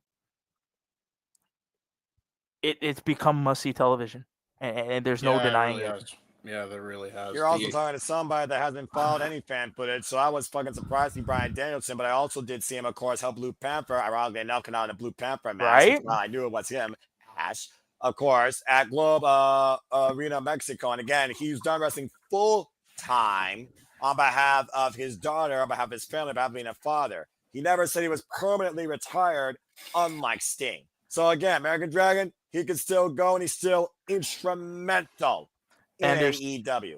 And there's two people, and I'll close with this. There's two people that we still haven't seen yet. Where was Jay White tonight? And where is Eddie Kingston? That's exactly a fair point. Again, AEW, man. The sky's the limit now for this company, in my opinion. I said all of them was do or die. Boy, did they reach for the sky, boy, and exceeded all expectations. Bravo. Time be damned. All right, James, let's go to you. I'm going to finish that with Ash. What do you want to say regarding the main event and Hangman Page winning? Unbelievable show from top to bottom, as Ryan said. I think it might be the pay-per-view that honestly, the best top to bottom show that I've seen in my lifetime. I thought that was Wrestle Kingdom 12. This is beating it. A lot of people say WrestleMania X7. This is definitely beating that. You couldn't have asked for a better story here. You really couldn't have. Every decision was the right call. They made the right calls for every single match. And it was all because of the Death Rider storyline riddled throughout this entire card. Every match on this card, to some degree, was influenced by the Death Riders. Every single bit. And honestly, it really felt like I was watching an Attitude Era moment here where, like in 98, where all the stories kind of converged, where all the McMahon and Austin beef kind of riddled throughout that card. That's how I felt with this. It was brilliant storytelling. Honestly, I take back any bad thing and negative thing I've ever said about the Death Riders. Patience is a virtue. Ryan said it. I am happy to admit I was wrong. I'm really happy to admit I was wrong. Fantastic show from top to bottom. And now I'm looking forward to the future because the two most developed characters in professional wrestling, and I don't even know how long, are going to be the A and B of the company, Hangman Page and MJF. I can't name another two people that have had better babyface and heel turns than those two, and for them to actually make fucking sense. And again, this show didn't need, like Ryan's point, this show didn't need stars of the past. Not at all. You didn't have Sting come out. No Sting, no Punk, no, and the I love Punk. closest thing you have is Adam Cole. And even then, he's kind of still here. Yeah, Adam Copeland, and even that, like, the reason why we got Adam Copeland and Christian is halfway because of the Death Riders making FTR turn on Cope. That's right. So, like, again, there's influence all up and down that card, and I love that. And, yeah, man, just overall, 10 out of 10 show. Would recommend to anybody that is a fan of pro wrestling or has even watched pro wrestling at one point or another. Was a fucking great show. As someone who's been with AEW since day zero and that followed AEW Dynamite Collisions every week, you ain't going to get no argument from me. And John Moxley, thank you, because let's not also lose the fact John Moxley was involved in every Dynamite and Collision during this Death Riders MO2, the hardest worker in AEW. Well, Ash, that being said, what do you have to say regarding the main event and All In overall, as we'll conclude with you? I went into this match expecting John Moxley to win. I am pleasantly surprised Hangman won. It was very good. This match was a bloody, violent, chaotic match. It was everything it needed to be. And then some. Right? I love how everyone came together to fight off the Death Riders. That was good. And it also finished, not only started some stories, but also finished some as well. And I'm looking forward to not just the next pay-per-view, but these next episodes of Dynamite going into the next pay-per-view. Mm-hmm. Well, there you go. I really liked this pay-per-view. This was a really good, solid pay-per-view. Yeah, again, this is my pay-per-view of the year, and this is the best pay-per-view I've seen from AEW in history, and that's saying something considering the status quo AEW pay-per-views have done since this company's inception countless times over. $50 be damned. You can't tell me you didn't get enough bang for your buck, no pun intended, especially what happened tonight, where AEW All In truly has redefined the future of this company. Well, we got Jeff back here. So, Jeff, I remember you said you were going to come back. Hey. So, I guess actually we'll conclude with you. Any closing thoughts you have regarding AEW All In? Everyone else has pretty much said their stuff. Now we're going to hand back to JJ once I get my simple final statement. Go ahead, man. Not a lot to say considering I haven't seen the show yet. I just want to, continue to emphasize that do not allow yourselves at home or on the social media, particularly Twitch, because that is a cesspool, to skew your opinion of AEW. Watch the show tonight. Find a way. I'm not encouraging piracy, but I'm encouraging piracy. Watch the damn show tonight. Find a way. Find a way to watch this show. And if you can tell me that you're not interested in anything you see over the course of that broadcast, then I'm good with you not watching with me on Wednesday night. I'm okay with that because clearly you're trying too hard to not watch. Yep. Wow. Well, that's a ringing endorsement and a dangerous one at that, too. But I'm not going to argue. Bottom line, before I give it to JJ, AEW, John Moxley, Death Riders, All In. Thank you. God damn fucking hell. That's professional wrestling, damn it. Wednesday can't come here soon enough. All right, JJ, back to you. That's all I got to say regarding All In. Again, that was my most favorite wrestling show I ever got to call in my life. Over the last 3+ hours, we have discussed 6 wrestling shows that we have called over the last 2 days. Like I said at the outset of this, we did the math, and by the time Walter and I had gone off the air with Saturday night's main event, it was 6 shows in 27 hours. To echo Jeff's point, and I know I sound like a broken record because I know all of you have heard me say it, whether it's on the air here or in the spaces. If you were unable to find something this weekend to enjoy, get the fuck out the fandom. Simple as that. It doesn't matter what you like. If you like gruesome violence, you had Texas Deathmatch, you had I Quit matches, you had ultra-violent championships. If you like high flying, there was tag action, there was singles action. You had women's wrestling. You had big meaty men slapping meat and Yoshiki Inamura and Obafemi. And Power You had technical wrestling at its finest. Yes. If you could not find something out of these 6 shows ahead of tomorrow and Evolution 2 to enjoy, turn in your resignation and get the fuck out the fandom. Don't let the door hit you where the good Lord split you. Amen. You know, and I wish it was that mentality that could bring us together more, because all too often it seems to divide us in what we like and what we don't like. Yep. And the spaces are a great place to find that out. I wouldn't know. I wouldn't know. I'm never part of it. I wouldn't know. Nope, you wouldn't. But if you go down to Nick, go across that middle road, go back up to James, we have all experienced it in one space or another. Yeah, I'm gonna. I hate it. I'm just gonna continue to gesture and laugh and enjoy professional wrestling. You all can wish. JJ, I don't know what you're talking about. That's all. Okay, Nick. Oh yeah, I don't know what you're talking about. Okay. Nothing. I don't know what that outburst was about. Don't worry about it. Never mind. Bro, I think you have taken John Cena's role of peacemaker way more often than John Cena's played. Yes, I'm aware. I don't like it. So, but that's pretty much my closing words on that. You know, if you were unable to find something this weekend to enjoy, just get out of the fandom.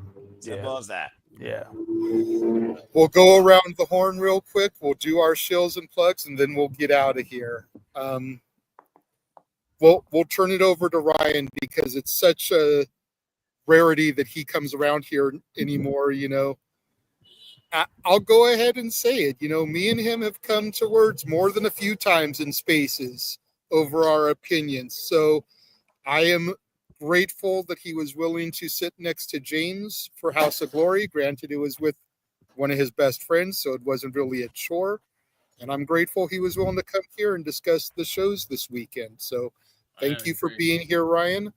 Tell people where they can find you, and tell them about the stuff that you host during the week and participate in. Oh, let's find the schedule here, because there's a schedule.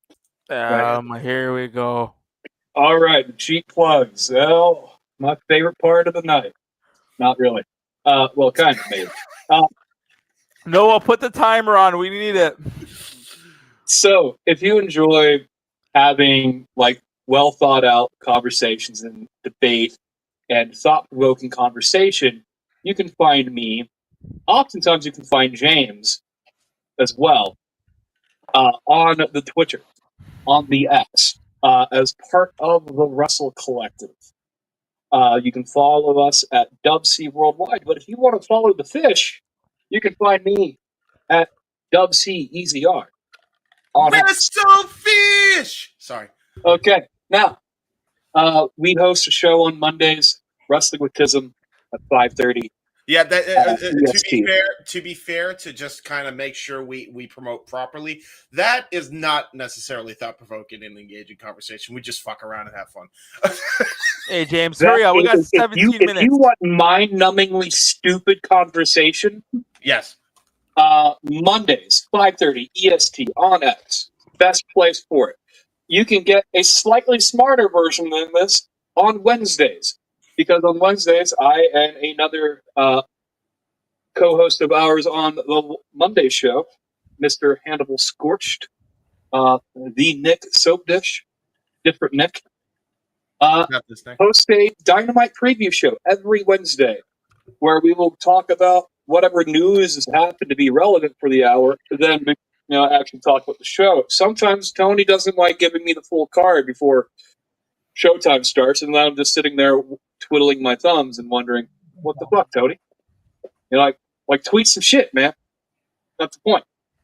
Either way, the rest of our schedule, we have spaces literally like every day. Yep. So it feels like it's every day, but I yield. Go on with the shills. So what Ryan is saying is, whatever day of the week, check your jerk levels at the door. Pretty much on Monday and Wednesday, and then WC Worldwide. That'll be Monday. We're off the meds. Yes, Monday we are off the meds. Yes, indeed.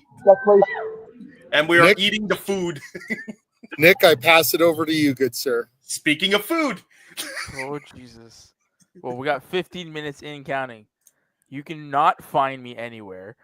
You can join us on Mondays and Wednesdays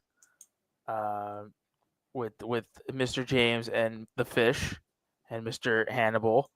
You can find me with Rock and Ropes, the Rock and Ropes crew. We do a lot with those guys. And I mean, if you want to find me, I'll have my people contact your people. Yeah. That's usually how that works. Yeah. My people contact your people, and I mean, yeah. Mondays and Wednesdays, the missus usually comes around, right, honey? Yep.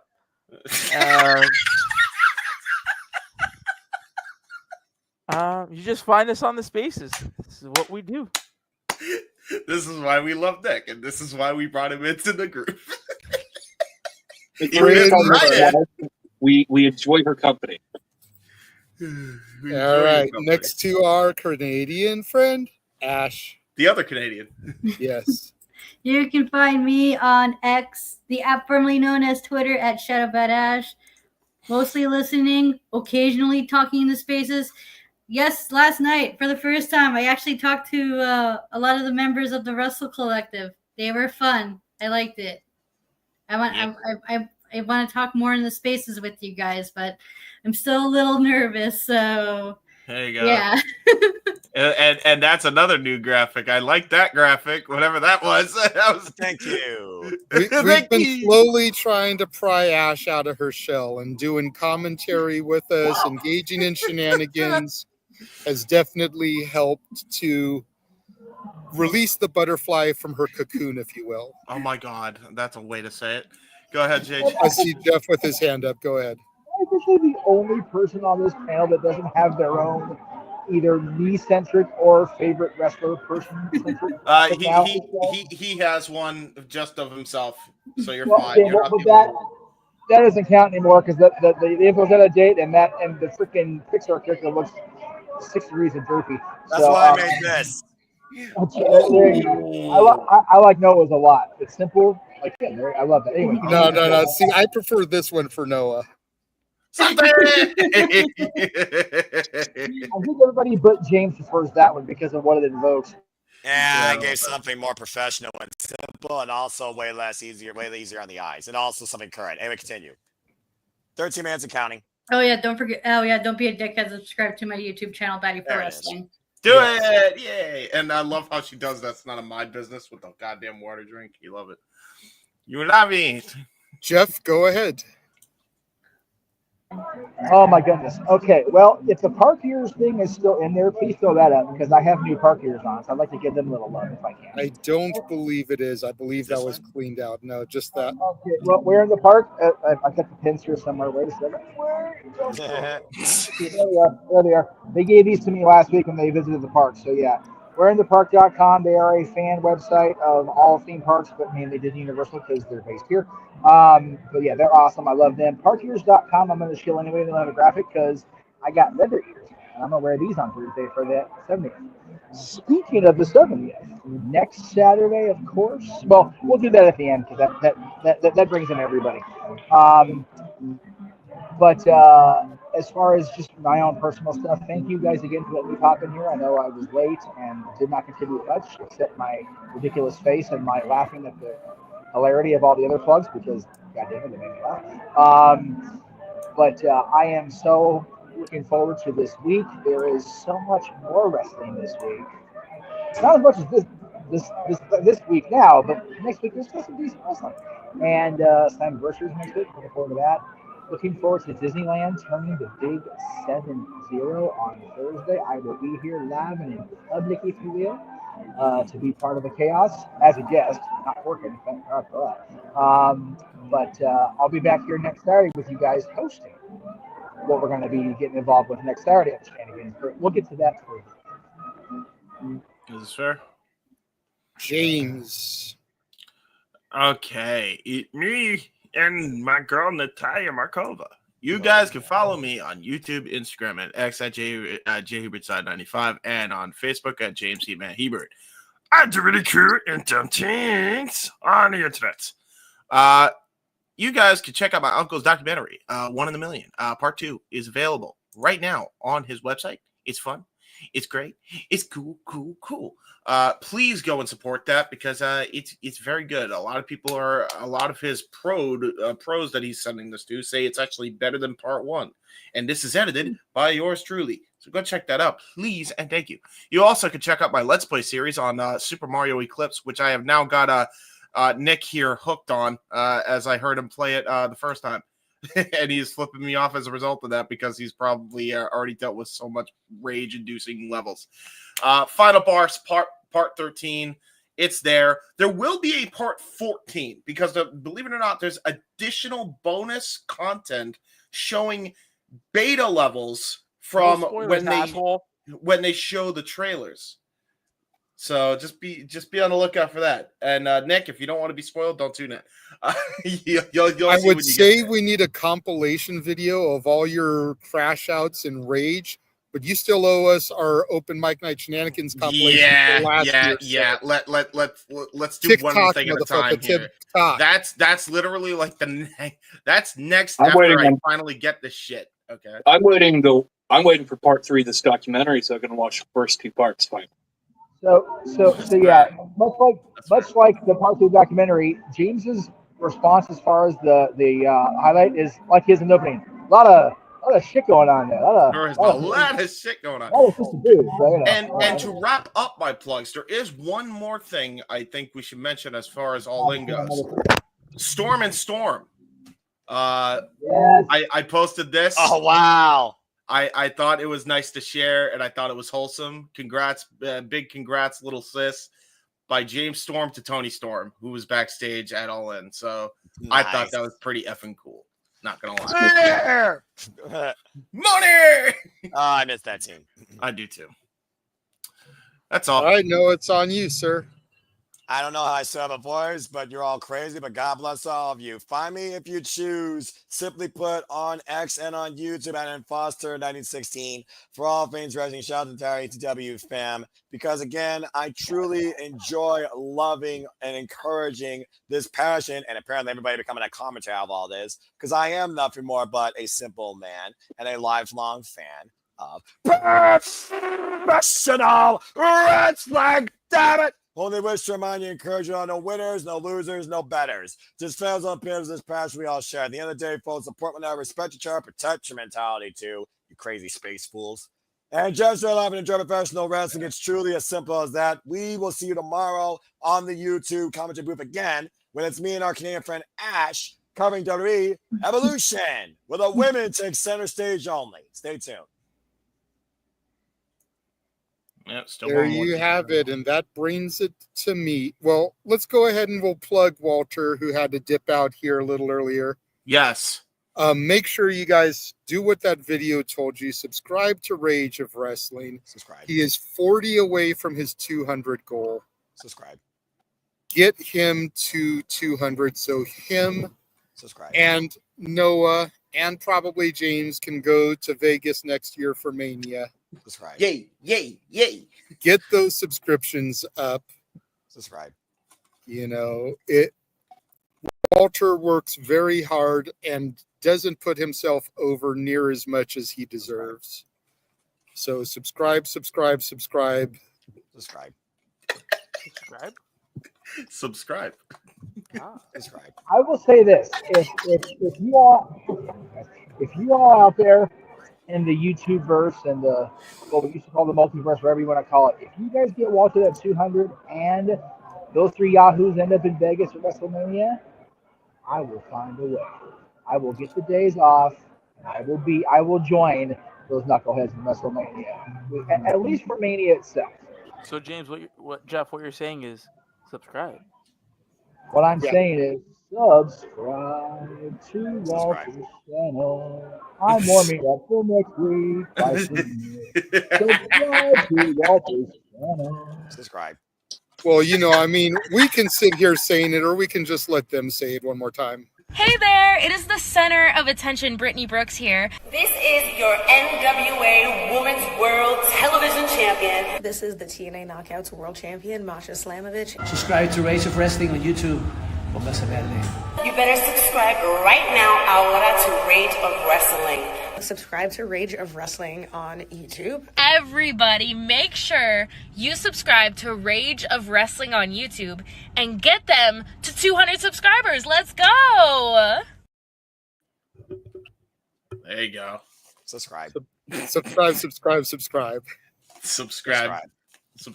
And then, of course, me. You can find me on Instagram, the Renegade JJ Williams, on YouTube, Casa D18 Studios, on X at ROWJJ Williams and Casa D18 Studio. No S at the end of the X account. Casa D18 Studio is the one where you'll find me hosting and participating in the spaces. So make sure you follow me and subscribe there as well. But that is going to wrap it up for all of us crazy yahoos. Yes. There is still one more thing. We're going to plug next week's show. True. I was getting there. Okay, I didn't. The way you said it, we were wrapping up. I'm like, well, we're going to wrap up. Might as well totally plug in. You did the word for my. It's okay, but yes, next week Jeff will be hosting the Shenanigans Kick-Ass Karaoke, Disney Karaoke, as we celebrate the 70th anniversary of Disneyland. Definitely looking forward to that. Again, it's on X, it's on Insta, I believe. It might even be on Facebook. But Jeff and I curated a playlist of 65 songs that'll be on the wheel. 5 that are already taken by Jeff because, God damn it, he said so, and that's the bottom line. That's right. That's you right. know, to take a phrase from our scumbag, because he's better than us and we know it. Oh yeah, can I just say I was respectful to Adam Page. He's the new world champion, but his reign already has an expiration date, and it smells like scumbag, and I'm here for it. Let's go, boys. Let's do So it. Come on, make man. sure you guys are here for that. But again, that's going to wrap things up as we are all tired. We are all exhausted. For some of us on the East Coast, it is 2:30 in the morning, pushing 3 o'clock. For those of us on the West Coast, it hasn't even hit midnight yet. You lucky But, bastards. you know, for Walter, for Dattila, for Jeff Meacham, for Nick, for Ryan, for Ash, for James, for Noah, I am the Renegade of Wrestling, JJ Williams, thanking y'all for joining us tonight for another episode of the Saturday Shenanigans, and we will catch you guys next time. Have a good night. For stopping the